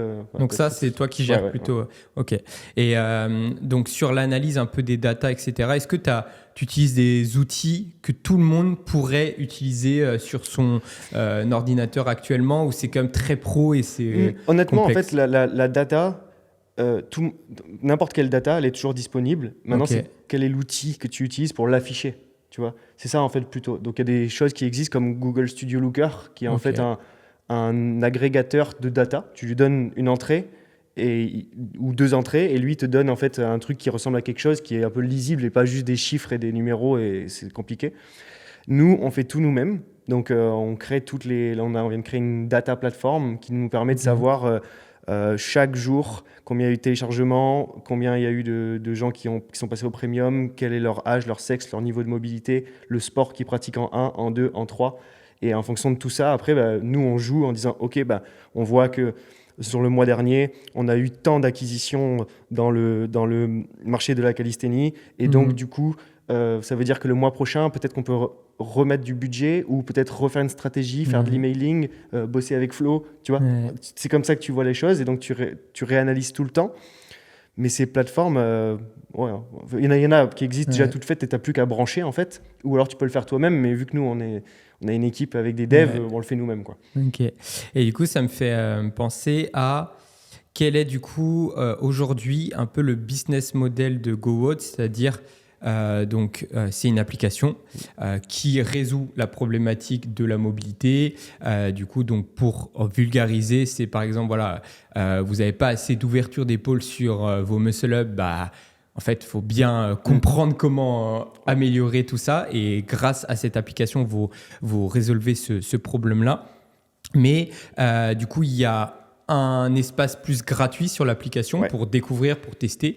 Et après, du coup, un passage premium. Mais du coup, comment vous donner envie aux utilisateurs de passer en premium, tout simplement? Bah, du coup, donc, l'app, tu la télécharges gratuitement. Ouais. Et la première chose que tu fais ton test. Ouais, ok. Donc, on te donne ton test. Tu as ton score. Tu as ton score donc, global, mais tu as aussi un score articulation par articulation. Donc, on va te dire ton épaule droite en rotation externe, on la note à 78%, mais à gauche, elle est à 84%. Donc, on voit qu'il y a déjà une différence de symétrie, etc. Et on fait ça pour chaque articulation. Du coup, ça te permet aussi d'avoir ce qu'on appelle un niveau de mobilité pour la calisthénie, pour le crossfit, pour le golf. Tu vois, c'est pas parce que tu es mobile en crossfit que tu vas être bon en golf. Ouais. Si tu peux pas tourner, tu vas pas t'en sortir. Donc, tu as un score, un niveau de mobilité pour chacun des sports. Déjà, tu commences à être intrigué en mode d'accord, mais du coup, comment je peux le faire monter? C'est quoi mes... Voilà. Et donc, du coup, toute la partie protocole, tout ce qu'on va te donner qui va être personnalisé par rapport à tes points faibles, par rapport à ton sport, l'équipement que tu as, le temps que tu as disponible, etc. Tout ça, toute la magie en fait et le cœur de l'app, c'est là où c'est premium. Nous, on te donne accès gratuitement à la bibliothèque d'exercices parce que on n'a rien inventé, on s'est tiré les quadriceps en 1600. C'est pas nous qui l'avons inventé. Mais donc, si tu veux cliquer, plutôt que d'aller sur YouTube et taper étirement du quadriceps, tu as tout qui est disponible. Il y en a 300. Tu peux te faire ta petite tambouille si tu veux. Hein. Mais par contre, tu n'auras pas le côté expertise, personnalisation. Voilà. Et c'est ça qui est payant et qui coûte 9,99 € par mois si tu prends en mois. Ou si tu prends l'année, tu as 25% de réduction. Ouais, ça c'est... Et surtout, moi, ce que j'aimais bien quand j'ai commencé, je crois que ça doit être quand 2016 vous étiez non, vous étiez 2018. ouvert. C'est 2018 Parce que moi, j'ai commencé en 2016. Je pourrais aller voir si tu veux. J'aurai ta date de départ. Ah ouais.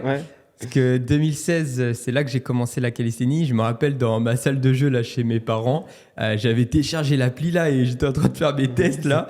Et du coup, c'était la toute jeunesse. Donc ça devait être 2018. Donc je pense. Hein. Ouais.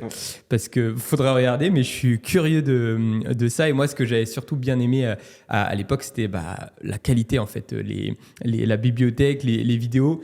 Tu sentais qu'on se foutait pas de ta gueule sur l'expérience client. Et encore, là où on est aujourd'hui, vous voyez pour ceux qui ont la caméra, on est dans un beau petit salon. Juste derrière nous, il y a la salle.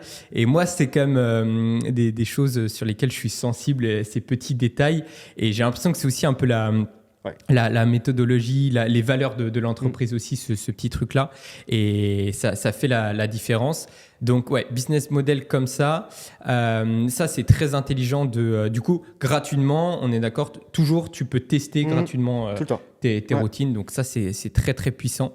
Et après, j'imagine, du coup, une fois que tu as testé, tu rentres dans la base de données, peut-être vous prenez leur mail ou quoi et vous pouvez les relancer un petit peu. Tu as créé ton compte, donc on a ton email, ton nom, ton prénom, ton âge, etc. Et après, à nous de faire du bon travail pour te convaincre d'utiliser la version premium.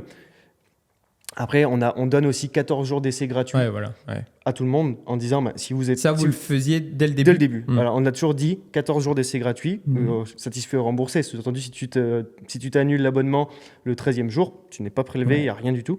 Mais au moins, tu as pu vraiment voir ce que c'était. Et en général, on dit qu'en 14 jours, tu vas commencer déjà à voir les effets, tu vas te sentir mieux. Voilà. Le but, c'est de se retester tous les mois parce que ta mobilité, elle évolue. Tu vois, tu prends un problème d'épaule sur un muscle-up, mais donc tu fais ça, tu bosses pendant un mois. Au bout de 30 jours, tu te retestes, tu vois ta progression et tu dis ok, du coup, cool. Du coup, je continue. Tu vois. Et c'est ce que j'allais dire. Ma question, c'est comment aujourd'hui vous arrivez à garder vos adhérents premium sur le long terme parce que peut-être que, comme tu l'as dit aussi au tout début, l'objectif, c'est qu'ils soient autonomes. Mais en fait, il faut réussir à leur dire, mais si tu pars au bout d'1 an, ne t'inquiète pas que... tu vas voir que peut-être ta mobilité va baisser. Donc actuellement, c'est quoi vos stratégies un petit peu? Si tu veux, la stratégie, c'est plutôt l'apprentissage par eux-mêmes. Et on peut te le dire, mais c'est mieux de le vivre. Et donc, on a des personnes, par exemple, qui font ça, ils font pendant 4 mois... super bien, ils progressent, et ils se disent c'est bon, maintenant j'ai compris comment ça fonctionne, je le ferai tout seul. Déjà, le fait que de plus payer, c'est assez fort dans le sens où du coup je dois rien à personne, tu vois. Alors sinon tu te dois quelque chose. Et puis ils arrêtent 2 semaines, 3 semaines, ils retournent à la salle, et puis j'ai mal à l'épaule, j'ai machin, je sens que je suis moins à l'aise. Et en fait, du coup, ok, j'ai compris. Ils reviennent, ils se retestent, ils sont perdus. Donc ils avaient gagné, ils reperdent, et ils se disent ah non, et du coup ils reviennent. Mais c'est assez cyclique parce que le travail de mobilité, c'est pas le plus fun de l'histoire, tu vois. Et c'est un peu comme l'entraînement. Tu vois, il y en a comme toi, vous avez une rigueur parce que tu as un objectif en tête, c'est ton truc. Mais la plupart des gens, tu vois, c'est un peu saisonnier. Allez, je me mets à courir, je m'y mets, pendant 4 mois, je m'y mets. J'ai cet objectif de faire une course avec des amis. Et puis après vient l'été, je pars en vacances, je m'entraîne plus, puis je reviens, tu vois. Et donc en fait, c'est un peu cyclique. Et nous, on voit aussi ça. On voit que c'est assez cyclique chez nous. On a des utilisateurs qui viennent, ils font 8 mois, ils repartent 2 mois, ils reviennent 3 mois, ils repartent 1 mois, ils reviennent 6 mois, tu vois. Et je pense que c'est lié aussi avec l'activité qu'ils sont en train de faire au moment T. Voilà. Par exemple, ils se disent, là, en ce moment, c'est un peu la mode de l'Aerox. Ils vont tester l'Aerox. Bon, c'est pas la discipline où il faut être le plus mobile. Par exemple, CrossFit, il faut être plus mobile. Mais en fait, on est tous pareils quand même. On est tous un peu partisans du moindre effort, un petit peu. Ouais. Et du coup, en fait, si oui, tu te mets, on va prendre le CrossFit, c'est un peu plus parlant, tu te mets au CrossFit, tu sens que tu es raide comme un bâton sur les squats, peut-être tu vas te dire, il faut que je refasse ma mobilité de CrossFit. Par contre, après, tu pars sur de la course à pied, tu vas peut-être mettre tes hanches en fait, de côté, si tu veux, c'est un bon exemple parce qu'en CrossFit, si tu n'es pas mobile, tu ne peux pas faire les mouvements. C'est-à-dire que c'est la bloquant. fondation. C'est bloquant. Voilà. En course à pied, si tu n'es pas mobile, tu peux quand même courir. Ouais. La différence, c'est que par contre, combien de temps tu vas être capable de courir ou combien de sessions tu vas être capable de courir sans avoir une blessure. Ouais. Et c'est ça, en fait, là où nous, on va aider. En Aerox, c'est le bon exemple. Quand tu passes du CrossFit à l'Aerox, par exemple, il faut courir. Parce que c'est principalement un truc de course. Donc les mecs se mettent à courir. Donc ils encaissent du volume de course à pied. En général, le bas du corps n'est pas préparé à ça, le bas du dos non plus. Et donc, boum, blessure. Et nous, là où on va essayer de répondre, c'est en disant, écoute, on a compris, tu vas courir beaucoup, donc on sait, parce qu'on a analysé l'Aerox, donc on va faire un gros travail sur le bas du corps pour être sûr que tu es prêt là-dessus. On va te permettre de mieux récupérer, on va faire en sorte que tes chevilles elles soient OK, que tes hanches elles soient OK pour encaisser de la course à pied. Et donc du coup, plutôt que de faire 2 semaines d'entraînement, 1 semaine d'arrêt, 2 semaines d'entraînement, 1 semaine d'arrêt, on va te permettre de faire 1 mois et demi complet. Et donc ta progression va être améliorée, du coup tes temps aussi vont être améliorés. Donc on est capable de t'aider, même s'il n'y a pas un truc bloquant, tu peux agir sur d'autres choses en fait. Ouais. Et est-ce que du coup aussi tu me l'as déjà dit en off, mais par exemple pour l'Aerox, est-ce que vous posez des questions aux athlètes pour voir justement toute leur expérience? En fait, on n'a pas eu le choix. C'est-à-dire que l'Aerox c'est quand même très proche de notre CrossFit, milieu à nous. Donc si tu veux que ce soit les mouvements qu'ils doivent faire sur les stations ou la course à pied, c'est quelque chose qui est basique, entre guillemets, donc tu connais, et on a pu nous l'analyser, faire de l'analyse bioméca, mais on bosse aussi avec 3 athlètes Aerox qui sont très très forts, et donc tu peux aussi leur poser des questions, et dire alors, et toi, qu'est-ce que tu fais, c'est quoi ta routine, pourquoi, qu'est-ce que tu vois les gens faire, qu'est-ce que tu vois les amateurs faire alors qu'ils ne devraient pas, tu vois, et tu peux poser ces questions-là. Et après, ça c'est pour l'Aerox, mais si je prends l'exemple du tennis, par exemple, je ne suis pas du tout expert du tennis, donc on est allé voir un mec qui s'appelle Valentin, qui lui s'occupe d'un athlète, d'un tennisman professionnel qui est dans le top 20 mondial depuis des années. Et donc on lui a dit, écoute, il faut que tu nous aides pour le tennis, il faut que tu m'expliques la bioméca du tennis, il faut que tu nous fasses le test Mobi pour déterminer le niveau de mobilité d'un tennisman, il faut que tu nous dises quoi faire avant, quoi faire après, tu vois. Et donc en fait, on s'est nourri de ces mecs-là pour nous dire, moi je suis spécialiste, donc je peux vous aider. Et on a pris tous les spécialistes des sports auxquels nous, on ne pouvait pas répondre, et ils nous ont créé les choses. Ok, donc là, ça, c'est ce qui sort lundi. Donc à l'heure où sort ce podcast, c'est déjà sorti. Et du coup, c'est sur combien de sports? Parce qu'avant, c'était CrossFit, maintenant, c'est 50. 50? Enfin, il y en a un peu plus que 50. Mais je sais pas, tu prends tous les sports tu prends tous les sports d'extérieur, du triathlon, de l'escalade, la course à pied, mais tous les sports rugby, football américain, baseball, voilà, et tous les sports de combat, MMA, boxe, voilà, tu peux aller pousser le truc après, mais... Ok. Ça, c'est un bon petit objectif et je trouve que vous l'avez bien fait d'un point de vue business. Comme tu disais, au début, il faut être spécifique et avant de s'ouvrir directement. Parce que surtout avec, comme tu as dit au début, ça a quand même popé d'un coup. Vous n'y attendez pas à tout ça. Donc, des fois, tu peux te griller un peu les ailes de « Oh, vas-y, c'est bon, on part dans tous les sens, etc. » Comment, justement, vous avez réussi à vous canaliser et vous dire « Non, on se concentre sur le CrossFit ». Comment vous avez gardé un peu de ce focus?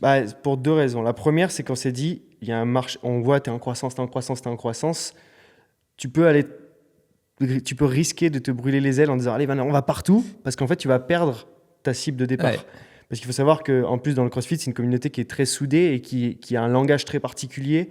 Et donc, s'ils comprennent que tu ne leur parles pas à eux spécifiquement et que tu parles à tout le monde, ça ne va pas leur plaire.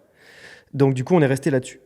Aussi, on n'avait pas les moyens ni logistiques, ni financiers, ni humains de faire ça sur 50 sports. C'est-à-dire qu'on n'a pas juste dit oh, ok, on rajoute les sports et c'est les mêmes protocoles. On a tout refait depuis zéro dans l'app. C'est que ça nous a pris 1 an et demi. Ouais. Et en fait, on a multiplié le travail par 50.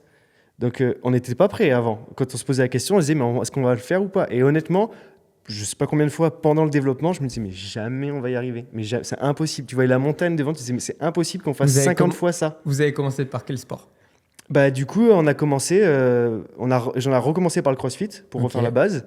Et après, honnêtement, on a repris les sports un par un. Et honnêtement, c'était un peu en fonction des experts de quand est-ce qu'on pouvait les voir. Ouais. Et deux, parfois en fonction du moment. C'est-à-dire, tu sais quoi, en ce moment, je suis chaud, j'ai envie d'apprendre. Parce que quand tu fais running, trail running, sprint, c'est un peu tous les mêmes, mais c'est pas les mêmes. Et tu as un peu tendance à partir comme ça. Ouais. Donc du coup, là, dans ce cas-là, je me disais, allez, aujourd'hui, c'est running sur des distances longues. Ok, on fait ça, tu regardes la bioméca, etc. etc. Et après, tu dis, j'ai envie de changer de monde. Ok, on va au tennis. Et ou on va au MMA. Et en ça, c'est toi qui le faisais? C'est donc, c'est moi qui fais la plus grosse partie des sports, mais les experts là en question, ils nous ont nourris en fait et ils sont venus nous aider. Mais du coup, c'était quoi les process un petit peu? Parce que par exemple, nous, en préparation physique, ce qu'on appelait l'analyse de la tâche, tu analyses justement tout le spectre d'une activité physique. Donc, tu es parti de ce postulat-là, mais est-ce qu'après, tu avais des questions bien spécifiques à chaque fois pour les experts, pour structurer un peu les choses ou... Alors, en général, ce que j'ai fait, c'est que je l'ai laissé venir à moi. C'est-à-dire que je l'ai laissé me dire, explique-moi le sport, explique-moi les besoins du sport, pourquoi, explique-moi où est-ce que les gens ils se font mal, mais pourquoi ils se font mal. Tu vois, en fait, tu vas pousser. L'exemple, c'est, tu prends le golf. Le golf, une des blessures majeures chez le golfeur, c'est professionnel ou amateur, c'est le poignet. J'allais dire le coude. Le coude en est un autre, mais le poignet. Ok, c'est génial. Mais pourquoi ils se font mal au poignet? Et donc, t'expliques. Tu regardes, en fait, l'amateur, il se fait mal au poignet parce qu'il ne sait pas bien frapper la balle et souvent, il frappe dans le sol, en fait. Il rate la balle. Hein. Il prend le sol avant de prendre la balle. Et en fait, l'impact dans le sol répété fait qu'il se blesse le poignet. Le professionnel, lui, se fait mal au poignet, pas parce qu'il tape dans le sol avant la balle, lui en général il sait faire, mais parce qu'en fait il tape tellement de fois la balle que du coup lui se fait une blessure en fait de répétition. Donc il y en a un qui se fait une blessure traumatique et l'autre de répétition. Donc 2 choses différentes. Ok. Donc est-ce qu'il va y avoir un impact? Est-ce que du coup on doit faire modifier les protocoles en fonction du niveau des mecs? Je prends le tennis. Est-ce que sur terre battue, où tu glisses énormément, tu sais, est-ce que sur terre battue ça a vraiment... Le fait de glisser, ça change le travail au niveau des adducteurs et des chevilles par rapport à un terrain dur où tu ne peux pas glisser et quand du coup tu es toujours en appui en fait. En fait, c'est ça la réponse. Mais en fait, en poussant un peu les réflexions, soit en regardant des vidéos en slow motion des mecs et des matchs, etc., et tu notes tout, soit en ayant les réponses qui viennent de ces spécialistes-là. Et puis parfois, moi, je vois quelque chose et il me dit non, pas du tout, t'as complètement faux parce que, génial. Et ça t'est déjà arrivé, une anecdote bien sûr. C'est pas un truc phare où je me dis, je pensais vraiment. Mais parfois, tu te dis, j'ai l'impression que ce sport-là, tu vois, c'est avant tout un sport de bras, par exemple pour le javelot, tu sais, pour chercher. Et en fait, tu te rends compte, non, c'est un sport d'abdos. C'est tout. C'est-à-dire que l'amateur, il se dit, t'as vu le bras où ils le mettent derrière? Ça doit vraiment envoyer fort. Mais en fait, tout part du pied toute gauche. La chaîne, c'est une chaîne. Et donc, ça, tu le comprends. Quand tu pratiques le sport, c'est logique, c'est facile. Quand je me fais de javelot de ma vie. Donc, du coup, il faut que quelqu'un qui ait fait du javelot ou qui ait traité des athlètes, tu vois, qui faisaient ça, te dise, non, c'est ça, les blessures, c'est là, il faut axer la prépa là-dessus, etc., etc. Et en fait, à chaque fois, tu pars du contexte, en fait. Comme tu l'as dit, la terre battue, c'est différent du gazon, c'est différent d'une surface dure. Et ça, c'est contextuel et c'est le truc le plus important. C'est la base de la pyramide de tout. Et ça, c'est... quel sport a été le plus difficile à développer un petit peu? Quel sport? J'ai envie de te dire les sports à mouvement qui changent en permanence comme la calisthénie, le crossfit, ça. Parce qu'en fait, il faut que tu sois capable de générer des protocoles qui varient en fonction de ce que tu fais ce jour-là, mais avec des recombinaisons d'exercices possibles. Parfois, tu fais ton entraînement et tu fais dans le même truc, tu fais muscle-up, dips, pompe. Parfois, tu enlèves les dips, tu mets des squats. Du coup, la prépa ne doit pas être la même, mais comment je fais en sorte qu'en 8 minutes, avec ce que je connais de toi, je suis capable de te donner le truc le plus pertinent. Tu vois, et c'est ça le plus dur. Parce que quand tu me dis, je joue au tennis, tu vois, je suis droitier et je joue sur gazon, je peux facilement le cadrer, ce truc-là, et j'ai peu de métriques à prendre en compte, et je peux écrire quelque chose, et derrière, j'ai des algos qui viennent m'aider. Mais quand il y a toutes ces recombinaisons possibles de mouvements, de rotation interne, muscle-up strict ou pas strict, tu vois, à la barre ou aux anneaux, tu vois, tout ça, chaque nuance fait qu'il y en a un où tu peux pas avoir, où tu as l'épaule figée et les poignets figés, et un où tu peux venir chercher, donc tes rotations changent, ta rotation externe change, etc. etc. Donc ça, c'est un travail de folie. On a calculé, on a écrit 27 940 protocoles à la main. Ok, sur tous les sports là. Ok. Voilà. Moi, j'aurais pas calculé, c'est trop long. En fait, si tu on a un fichier qui est gigantesque et tu fais combien et il te dit le truc, mais on s'est dit, en fait, sur 1 an et demi de travail, tu le vois pas, mais à la fin, tu le vois.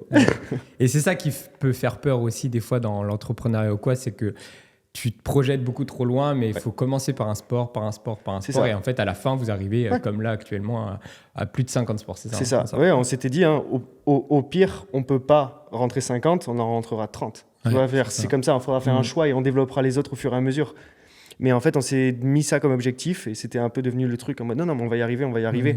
Mais ça, c'est la partie émergée de l'iceberg, c'est-à-dire c'est la partie protocole. Mais en fait, après, il y a tout le marketing parce que chaque personne chez nous qui arrive et qui dit mon sport numéro 1 c'est la boxe française, on a créé des articles et des emails spécial boxe française qu'il faut qu'ils reçoivent, tu vois. Mais ça fois 50, fois anglais, français, espagnol, tu vois. Donc il y a tout ça en fait. Et en fait quand tu regardes le spectre entier, c'est juste gigantesque. Mais c'est aussi pour ça que tu fais ce métier-là, c'est parce que tu te dis mais vas-y je vais le faire, on va le faire. Personne ne l'a fait. Et comment vous avez défini les sports? J'imagine vous avez peut-être vous avez envoyé un questionnaire ou un truc comme ça pour pas partir sur en fait des sports que les pratiquants de GoWood, les utilisateurs, si en fait oui. Alors, c'était la première truc. On a envoyé un sondage. Ok. On a dit combien de sports vous faites et quel sport vous faites. La question c'était quel sport vous faites. Ça veut dire quel sport vous faites au moins une fois par mois. Pas. Je sais pas moi, de temps en temps l'été je joue à. Non. C'est genre quel sport tu fais régulièrement. La réponse, c'était entre 2 et 3 sports. La moyenne faisait 2,7 sports par personne. Ok. Donc, avec, dans nos utilisateurs actuels, CrossFit numéro 1. Et après, en 2, tu avais bodybuilding, running, les sports majeurs, aerox, escalade, vélo, natation. Donc, en fait, tous les sports, tu sais, qui gravitent naturellement autour du CrossFit. Déjà, quand tu es professionnel, tu es obligé d'aller nager, tu es obligé de faire du vélo et tout ça pour te préparer. Et puis après, ça va s'écarter, football, etc. Et donc, on a vu la liste, on a dit, OK, c'est la liste qu'on avait en tête.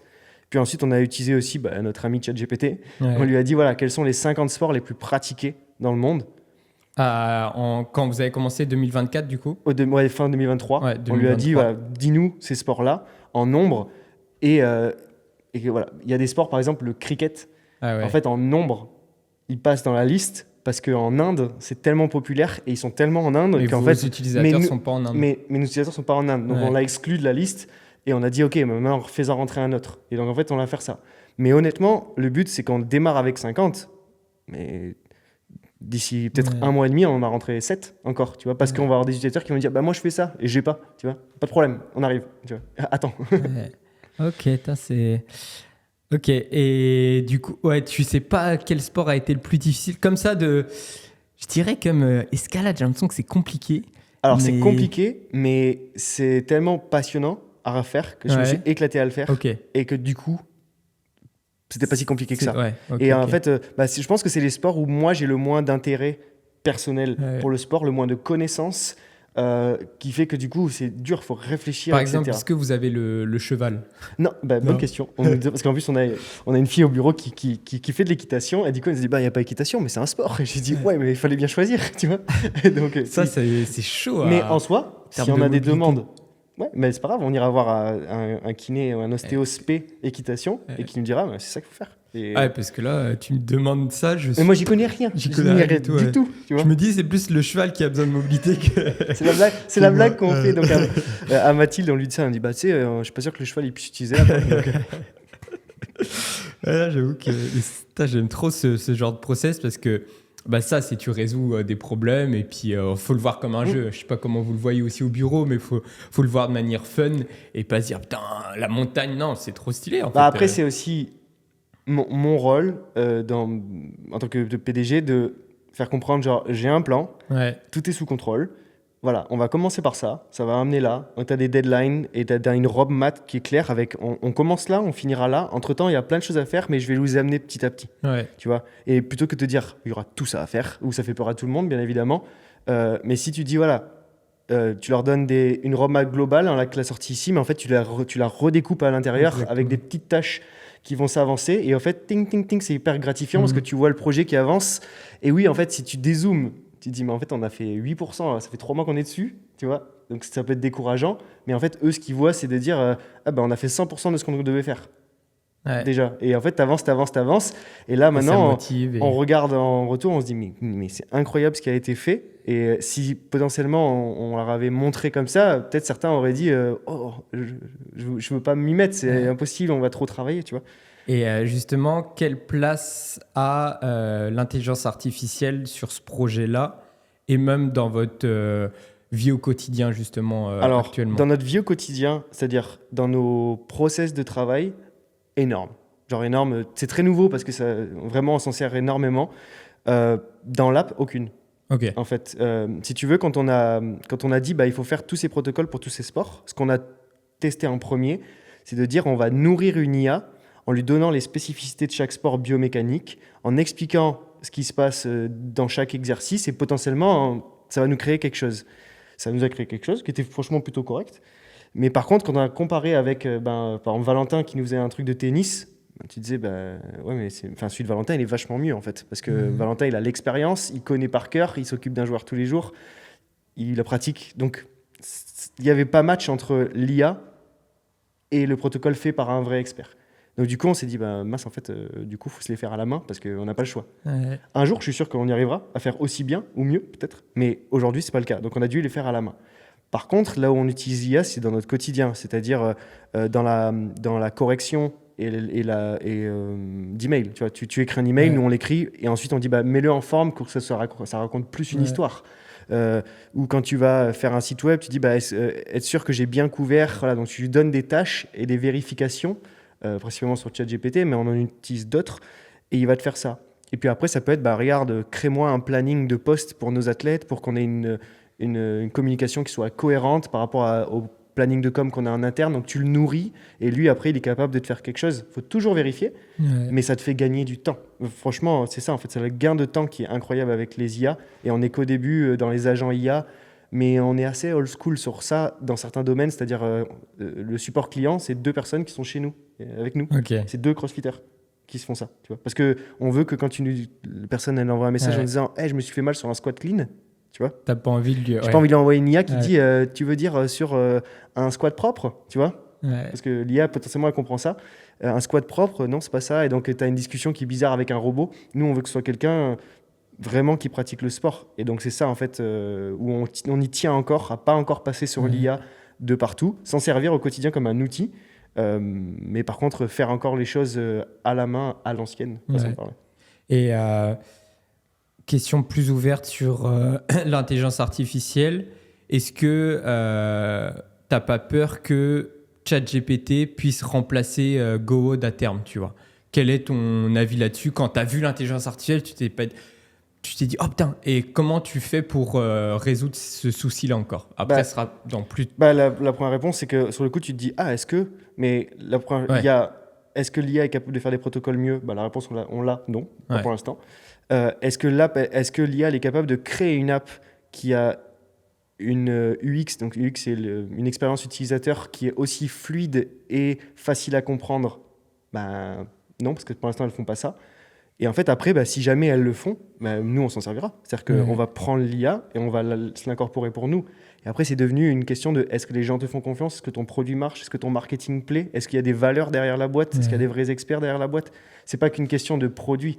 Parce que si tous les gens achetaient que la meilleure voiture, tu vois, t'achètes pas la meilleure voiture, t'achètes la voiture qui te plaît, parce que l'esthétique te plaît, la couleur te plaît, la marque te renvoie quelque chose, c'est une valeur, c'est la même marque ou c'est une évolution du modèle que tu avais quand tu étais jeune. Il y a toujours plein de choses et plein d'émotions qui passent par là, qui font que tu utilises ce produit et pas un autre. Mais aujourd'hui, en soi, on dit toujours, si vous voulez avoir des vidéos sur YouTube pour chaque sport, je suis sûr qu'il y a un mec qui a créé ça. Par contre, tout centralisé avec un score que tu peux suivre avec tout ça, bah, ça n'existe pas. Ça, c'est chez nous. Ok. Très, très bonne réponse. Comme ça, c'est en fait le côté vraiment valeur. Pour toi, regarde, est-ce que tu n'as pas peur que pour une programmation en calisthénie, une IA soit capable de le faire? Mais l'IA, elle ne sera jamais passée par ton expérience, tes courbatures, ton ressenti, tu vois. Et les gens, d'ailleurs, c'est ça qu'ils achètent. Ils n'achètent pas un programme. Ils achètent l'expérience de Flo et son équipe. Ils achètent la mentalité Ikigai. C'est ça, en fait. C'est toi, tu vois. C'est toi le point fort du truc. Et pas spécialement le nombre de reps. Exactement. Moi, je suis aligné avec ça. Pour moi, l'intelligence artificielle, après, on verra dans quelques années. Et il faut toujours s'adapter. Mais c'est un moyen de gagner du temps, comme tu le disais, etc. Mais pour moi, remplacer, c'est compliqué. Justement, moi, je m'amuse des fois vas-y, fais-moi un programme comme ça. Et à chaque fois, quand je le teste sur le terrain, il y a toujours des trucs qui vont pas. Mais à terme, on n'est qu'au tout début. Ça va tellement vite et c'est en train de tout aussi bouleverser. Donc, c'est des questions intéressantes qu'il faut se poser juste pour pouvoir avoir un peu la vision. Je pense qu'il y aura des personnes qui vont écouter ce podcast dans 5 ans en disant ils sont vraiment pas visionnaires, les deux. Peut-être, c'est possible. Mais... Alors, je pense qu'on va réussir à s'adapter. Je suis persuadé. En fait, c'est ça la clé. Tu t'adaptes à ton temps et il faudra du coup suivre, il faudra pas rater le train. Ouais, exactement, c'est ça. Et sur le côté, du coup, un peu plus maintenant, du coup, donc on est toujours dans la porte, le pilier business, mais aujourd'hui, du coup, GoWood, 15 salariés, mais comment ça se structure aussi d'un point de vue structuration d'entreprise, style, est-ce que c'est une holding, est-ce que c'est une SARL, comment vous avez structuré un petit peu ça C'est une holding qui détient une SAS. Ok. C'est assez classique en fait, à partir du moment où tu veux commencer à avoir différents projets, avoir une salle et tu as des rentrées d'argent à différents endroits.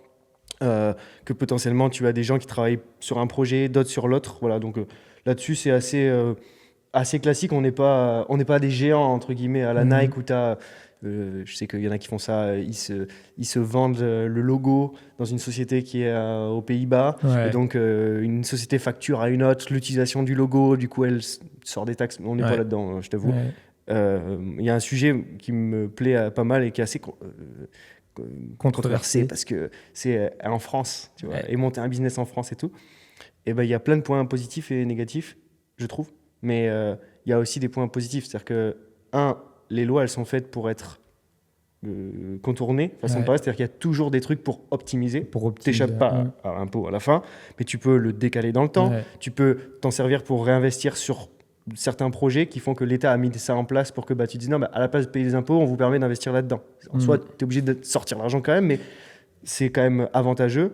Et puis, il y a les congés paternité, maternité, qui sont incroyables en France par rapport aux États-Unis où ils ont 3 semaines. Quand t'es maman, 3 semaines. Ok. Donc, imagine un peu entre le moment où t'accouches et le moment où tu repars au boulot, quoi. On a le chômage. Donc tu travailles, t'arrêtes de bosser dans une boîte, tu veux monter ta propre boîte, c'est l'État qui finance toi qui travailles chez toi pendant des mois et tu peux monter ta boîte et c'est autorisé. Voilà, il y a des choses qui sont hyper positives, je trouve, en France. Et il y a des choses négatives, les employés sont parfois trop protégés par rapport... c'est ce que j'allais dire, les charges patronales comme sont élevées en France.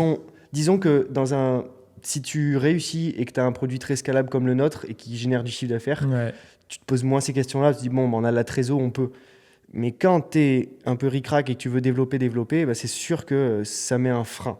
Ça met un frein, ces charges-là, qui pourraient être honnêtement diminuées pour faciliter l'embauche. Je trouve vraiment... toujours pareil, il y a du pour et du contre, mais tu vois, il y a des gens aussi qui vont aux États-Unis et qui disent mais moi je pensais que en fait aux États-Unis c'était beaucoup plus facile, tu peux embaucher et virer les gens. Et oui, mais tu peux embaucher et virer les gens, mais par contre les salaires c'est 2 fois le salaire là en France. Donc en fait ta charge elle est équivalente à ton salaire plus les charges. Donc voilà. Après si tu vas prendre quelqu'un qui est dans les pays de l'Est par exemple, tu vas le payer beaucoup moins cher. Mais déjà, il n'est pas avec toi, donc tu n'as pas cette proximité-là. Potentiellement, c'est quelqu'un qui n'a pas du tout la même culture, tu ne le connais pas. Enfin, il y a plein de choses. Et puis, c'est du freelance, ce n'est pas vraiment à toi. Le code lui appartient à moitié. Voilà. Il y a toujours des points forts, des points faibles. Mais je pense qu'il ne faut pas non plus trop cracher tu vois, sur la France, c'est toujours pareil. Hein, quand tu fais ton chèque à la fin de l'année des impôts sur la société que tu payes, et tu dis, je me préférerais de me le donner quand même à moi ou le réinvestir. Ou, tu vois, c'est toujours pareil. Ouais, parce que tu as voyagé pas mal, du coup, tu as fait États-Unis et. Un peu toute l'Europe, les États-Unis. Mais surtout, on a des collègues qui ont des sociétés, eux, qui sont dans différents endroits. Et tu vois, ils te racontent, nous, on peut faire ça, nous, on peut pas faire ça. Nous, on a accès à des prêts facilement, nous, non. Covid, par exemple, tu avais les prêts garantis par l'État, tu sais, tu pouvais demander des sous et puis rembourser plus tard. Tu vois, c'est une aubaine. Il y a des pays où c'était rien, tu te débrouilles. Et ton business, il est complètement fermé et à toi de survivre. Alors, tu mets ton argent perso dedans, ça, c'est hyper risqué, quoi. Ok. Et là, du coup, sur le côté France, vous avez une grosse partie aux États-Unis. Notre marché principal, il est 37%, je crois, est aux États-Unis, UK en 2, France en 3. Ok, UK, ok. Et du coup, il n'y a pas besoin de créer des filiales ou quoi là-bas. C'est tout, le siège est ici. Tout est ici, littéralement tout.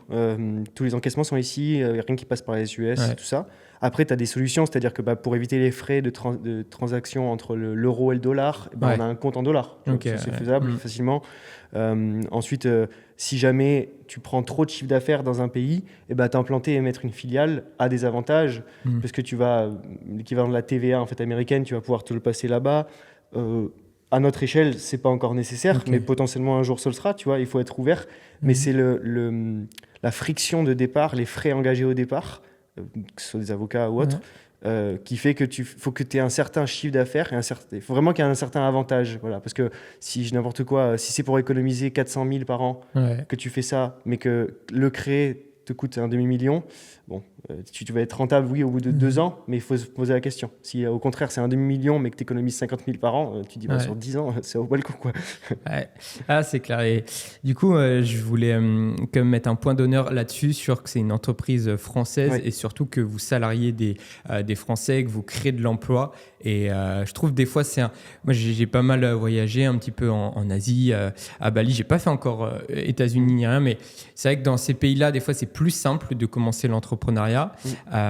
Mais après, par exemple, comme moi, plus en solopreneur, tu travailles plus avec des freelances, etc. Et j'ai quand même ce truc de mais je crée pas vraiment une équipe, je crée pas un truc long terme, mais pour moi c'est trop important ce truc-là. Et du coup, je mets un point d'honneur là-dessus. Entreprendre en France, ça permet quand même de salarier des Français, de créer de l'emploi et puis d'avoir une grosse aventure comme vous le faites actuellement.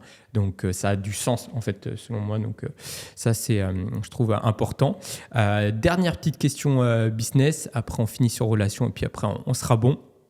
Toi, à titre du coup personnel, comment tu gères ton argent, comment tu réinvestis est-ce que tu réfléchis à investir dans l'immobilier, dans tout ça, ou vous réinvestissez tout dans la boîte, ou comment ça se passe un petit peu? Je sépare beaucoup ce que moi j'ai et ce que la boîte a. Dans la boîte, les décisions sont purement stratégiques pour la boîte. Et moi, ce que j'ai chez moi, c'est vraiment que chez moi. Et là-dedans, moi, j'ai une vision très... éparpillé dans le sens où j'aime bien aller de partout, j'aime bien diversifier. Vraiment. Donc c'est vraiment mon but. J'ai pas plus quelque chose que d'autres. Je crois pas plus en quelque chose qu'en quelque chose d'autre. Tu vois, je trouve que c'est très imprévisible et que du coup tu peux jamais vraiment prévoir quoi que ce soit. Tu peux vraiment jamais savoir ce qui va se passer. Donc autant sécuriser tout ça. Mais après c'est vraiment très personnel. L'argent est une liberté. Et bien évidemment que c'est plus facile avec. Après, on n'est pas nous à des stades où t'es millionnaire, machin, tout ça, donc c'est pas du tout ça. Mais pour moi, c'est surtout ça, c'est mettre mon foyer, entre guillemets, à l'abri, être tranquille, profiter, mais j'ai tellement un mode de vie simple. Ce que j'aime, c'est être avec ma femme, promener les chiens, tu vois. C'est pas non plus très coûteux, quoi. J'aime pas les voitures de luxe, donc ça va. Et après, c'est simplement être un peu intelligent, se faire conseiller correctement, prendre différentes opinions sur ça. Il n'y a jamais personne qui a la vérité. Donc, si quelqu'un te dit qu'il faut tout mettre là-dedans, il faut l'écouter et faire à peu près tout sur ce sujet-là. Voilà. Je n'ai pas vraiment de conseils à donner parce que je trouve que c'est vraiment très personnel sur les choix et ce que les gens comptent faire. Mais c'est ma vision de... Mais du coup, donc tu diversifies plutôt quand même tes investissements, mais en répartition un petit peu patrimoine. Immobilier, J'ai tout. bourse, crypto. Honnêtement, de tête comme ça, je l'ai pas. Mais je dirais, tu vois, tu mets 10% en crypto, 10% en immobilier papier, 10% en or, 10% en bourse, 10% en obligations. Tu vois, et tu as à la fois de la liquidité, c'est-à-dire des choses que tu peux débloquer comme ça rapidement, à la fois des trucs passés sur 2 ans, sur 5 ans, sur 10 ans, voilà, et avec différents types de rentabilité aussi. Ça, c'est très important. Ouais. Mais c'est un peu qu'est-ce qui te fait kiffer aussi, tu vois. Il y en a qui adorent l'immobilier et moi, c'est pas trop mon truc parce que j'aime pas m'en occuper. Tu vois, moi, aujourd'hui, je suis dans une position où je mets toute mon énergie dans GoWood et donc au moins j'ai à m'en occuper. Au mieux c'est. Donc je vais favoriser par exemple les obligations, tu vois, où c'est bloqué pendant 3 ans. Je sais que pendant 3 ans, j'ai plus à réfléchir à ce truc-là. Et hop, c'est à la fin, j'ai mon cachet. Et puis je me reposerai la question dans 3 ans de ce que je dois faire de ce montant-là. Tu vois, voilà, mais et à l'heure actuelle, tu es propriétaire quand même, tu as un appartement quoi, on a une maison. Une maison, voilà, une maison de ville en ville, là. On est très bien, mais pareil, tu vois, c'est pas fifou. Tu vois ce que je veux dire, c'est pas elle est très sympa, je suis trop bien dedans, mais c'est pas fifou parce que c'est pas ça qui nous motive en fait. Enfin, c'est pas le truc de départ, c'est vraiment pas à la base, c'était pas un truc pour faire de l'argent, donc voilà. Et j'ai mon père quand j'étais jeune qui m'avait dit le luxe absolu, c'est de partir en vacances, tu vois, et de pas te demander combien tu as dépensé.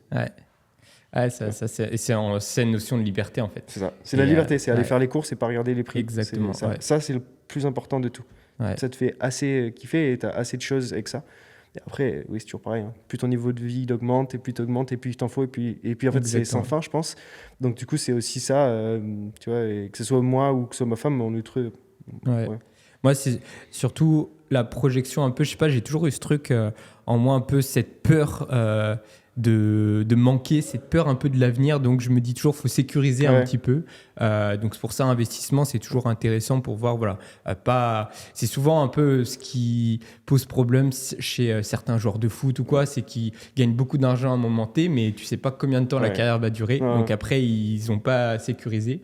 Donc, je trouve, voilà, c'est un truc important de sécuriser un petit peu. Mais déjà, pour moi, le truc le plus important, c'est le foyer, la maison. En fait, si tu es propriétaire déjà, au moins, tu auras toujours un toit sur la tête. C'est le truc le plus important. Et puis après, tu diversifies à droite, à gauche. Et puis, voilà. Mais pour moi, quand même, le plus gros investissement reste dans la boîte parce que c'est ça que tu contrôles. C'est ça. Et puis surtout, à chaque fois, je dis, tu peux te poser la question de savoir si tu vas faire 4%, 7% sur un truc comme ça où tu as placé un petit montant. Ou alors, tu dis, je me découpe au travail, je fais tout ce que je peux dans mon travail et je fais passer ma boîte d'une valeur de tant de millions à tant de millions. Et en fait, la rentabilité, elle est phénoménale à côté, tu vois. Donc, autant mettre toute son énergie là-dedans. Ouais, je suis d'accord avec toi. Et à l'heure actuelle, donc ça fait combien de temps GoWood 7 ans. 7 ans. Et c'est quoi votre vision? On va conclure le podcast là-dessus. C'est quoi votre vision pour aller dans 5 ans? Vous êtes pareil autour de la table ou sur un café, vous vous dites, là, c'était ce qu'on voulait. 10 millions d'utilisateurs. 10 millions d'utilisateurs. Ok. Voilà. Le chiffre d'affaires suivra avec ça, mais c'est 10 millions d'utilisateurs. Ok, donc ça, ok. Et après, c'est quoi ton avis là-dessus sur les reventes de boîtes, etc. Est-ce que c'est des choses qui vous intéressent ou pour l'instant En fait, moi, je suis toujours parti du principe que tu vendras ta boîte si tu veux pas la vendre. Tu vois. Ok. Si tu veux pas la vendre, c'est au moment où tout le monde la veut. Voilà. Quand tu veux vendre, c'est qu'en général, il se passe quelque chose. Soit tu es plus motivé, soit ta boîte, elle n'est pas en bonne santé. Et donc, du coup, c'est là où, en général, tu te fais racheter à plus bas prix. Si par contre, en fait, tu es en pleine croissance et tout va bien, etc., c'est là où d'un coup, tout le monde se jette sur toi en disant... voilà, parce que nous, on n'a pas d'investisseurs, on n'est que 3. Donc, on n'a pas de private equity, on doit des comptes à personne.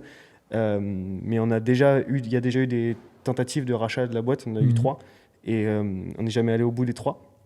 Et pour autant, c'était des montants, tu disais, voilà, c'est quand même quelque chose et tout. Mais en fait, c'était pas le moment, on voulait pas, ou c'était pas le bon acteur, ou on sentait que là, c'était pas bon, ou c'était des gens qui voulaient racheter, mais nous laisser en poste.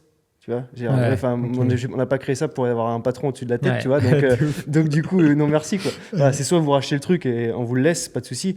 Mais là, on est tellement avec tu vois, on a cette ambition de développer ça pour 50 sports. On veut voir où ça va aller, on veut l'amener à 10 millions d'utilisateurs, etc. Et honnêtement, je dis pas que on cracherait sur une offre si quelqu'un vient avec un projet solide et que il veut dire moi je veux le prendre de là et l'amener là-bas parce que je suis capable, tu vois. Pourquoi pas ? On étudiera tout, mais c'est on se réveille jamais le matin en se disant un jour je vais vendre, tu vois. Ouais. Et c'est surtout que je pense que plus tu te le dis, plus le jour où ça arrive pas, t'es vraiment déçu, tu vois. Ouais. Et surtout, après, qu'est-ce que tu vas faire, quoi? Parce que même si après, t'as plein d'argent et que t'as plus ton petit bébé, ton petit projet, il y a toute une phase de reconstruction, je pense, Ouais, à je pense avoir. qu'il faut aller chez le psy, franchement. bah... Je pense qu'il faut faire des séances de psy. C'est comme quand tu arrêtes ta carrière de haut niveau. Mais honnêtement, il y a tellement de projets. Tu vois, là, on a All Uni dans la nutrition. Mais il y a tellement de projets que parfois, je me dis, j'aimerais trop faire. Mais je me dis, non. Parce que sinon, tu vas t'éparpiller partout. Ouais. Reste focus. Mais il y a tellement de choses, une fois que tu as commencé à entreprendre, qui sont passionnants, que ce soit dans la tech, la santé, le sport. Enfin, il y a 1000 trucs. Ou si jamais après, tu es libre financièrement parce que tu fais plus ça pour l'argent. Je sais pas, moi c'est un délire, mais j'ai toujours rêvé d'avoir un truc pour recueillir des chiens et m'en occuper, etc. Tu vois, mais pro bono, c'est-à-dire que pas pour faire de l'argent, juste en mode on s'occupe des chiens et on est capable de faire ça. Et donc justement, si c'est ton truc et tu montes une asso de ouf et tu vois, pourquoi pas. C'est une question que j'adore poser, c'est qu'est-ce que tu ferais de ta vie si demain tu n'avais pas besoin de gagner d'argent? Si demain je n'avais pas besoin de gagner de l'argent, je pense que ma vie serait très similaire à celle d'aujourd'hui, c'est-à-dire je recréerais des projets, mais du coup pas spécialement pour en faire quelque chose qui devrait être viable, mais pour quelque chose qui va me plaire et m'aider, que ce soit, que je disais, monter quelque chose pour les chiens parce que j'aime beaucoup les chiens, mais ou que ce soit par exemple je sais pas moi, si ma femme a un projet, l'aider à monter son projet. Je sais pas, moi j'ai un frère qui est opticien, potentiellement c'est me chauffer et dire tu sais quoi, vas-y viens on monte un magasin d'optique tous les deux, tu vois, et tu fais un truc que tu n'avais pas prévu de faire. Et pareil, tu t'en fiches en fait, parce que même si tu n'en tires rien et que à la fin tu es à zéro, en soi c'est ça qui t'a fait plaisir. Donc c'est faire plus de choses, pas pour l'argent, même si au final je suis sûr que quand tu fais quelque chose pour les bonnes raisons, à la fin, t'encaisses. Donc, voilà.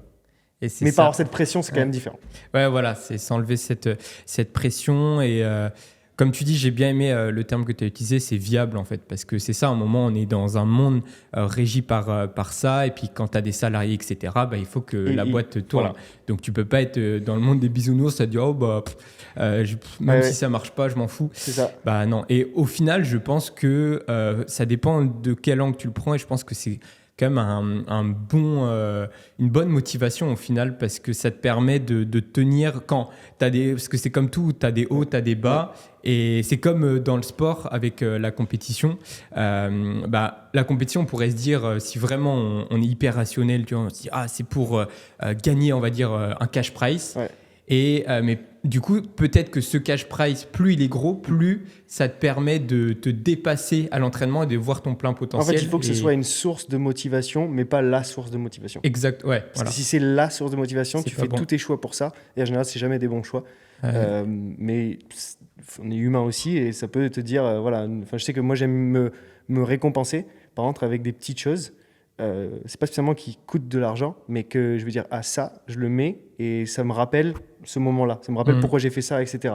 Et parfois, plus ou moins, si tu veux, le moment à fêter est important et je vais plus ou moins mettre d'attention là-dedans. Ouais. Mais au moins, ça me rappelle ce moment-là. Tu te récompenses, tu te fais un petit cadeau, ça fait plaisir. Ça, c'est important. Mais, est-ce que vous célébrez justement chez GoWood aussi? Pas assez. Ça, c'est moi, c'est ma faute, mais... c'est ma faute. C'est le côté justement pas assez un peu robotique parfois du truc. Et surtout où je me dis toujours, ok, mais c'est step one, tu vois. Et peu importe la step, il y a toujours une step après. Et donc, tu vois, quand on signe un grand athlète, quand on a signé Matt Fraser, qui était genre incroyable, je me rappelle, j'ai appelé Romain, je lui ai dit, gros, c'est bon, c'est fait. Et voilà. C'est ce qui s'est passé. Et en fait, après, avec le recul, je me dis, on aurait dû quand même faire quelque chose, tu vois. Voilà. 1 million d'utilisateurs, on est allé au bar, on a fait un speech de 20 secondes et c'est tout, tu vois. Et on a juste profité avec l'équipe de ça et on nous a félicités. Mais on n'a pas célébré parce qu'au final, 1, c'est pas 2 et c'est pas 10. Tu vois. Et du coup, il est où le bout? Et je pense que c'est bien de célébrer. Tout le monde dit qu'il faut le faire et donc il faut qu'on le fasse plus. Mais d'un autre côté, le fait de pas tant célébrer que ça fait que du coup, tu as toujours envie d'aller chercher l'étape d'après pour célébrer que tu célébreras pas. Je vois. C'est intéressant, mais c'est cool que tu sentes quand même que vous avez besoin de célébrer encore plus pour vraiment créer encore plus de liens forts sur le long terme. Et j'avais une dernière question, mais elle m'a échappé. Mince alors. Écoute, sinon on s'en refera, il n'y a pas de souci. Parce que là, c'était hyper intéressant. Non, mais c'était... Ouais, bah, voilà, ah oui, si, c'est bon. C'est ma dernière question. Sur une échelle de 1 à 10, on va prendre 2024, parce que là, on est sur 2025. Tu as été heureux sur combien 10, en 2024, très heureux. Hyper, en 2024. Hyper, parce que tellement excitant ce projet-là. Je sais pas, je pense qu'on peut jamais être à 10. Allez. Ouais. Donc, je dirais 8,5. 8,5, ok. Ouais. Tout se passe bien au boulot, tout se passe bien dans ma famille, tout se passe bien avec ma femme, tout se passe bien, genre, voilà, bonne santé. Voilà. Donc, très heureux. Bon, bah, parfait. Bon, bah, on leur souhaite que du bon chez GoWood. On met tous les liens dans la description pour si vous voulez tester justement cette application. Mais c'était un plaisir de dingue. On a encore plein de choses à aborder là sur le côté relation et tout. On s'en refera un parce que là, c'est trop intéressant. J'espère que ça vous a plu en tout cas. Je mets aussi tous ces réseaux et voilà, allez suivre cette aventure. À l'heure où sort ce podcast, bah, il y a déjà les 50 sports qui sont disponibles dans GoWood. Mais voilà, en tout cas, merci pour ton temps parce que c'est vraiment une belle expérience et dans un lieu comme celui-ci. Donc, de la chance. Ciao. Merci.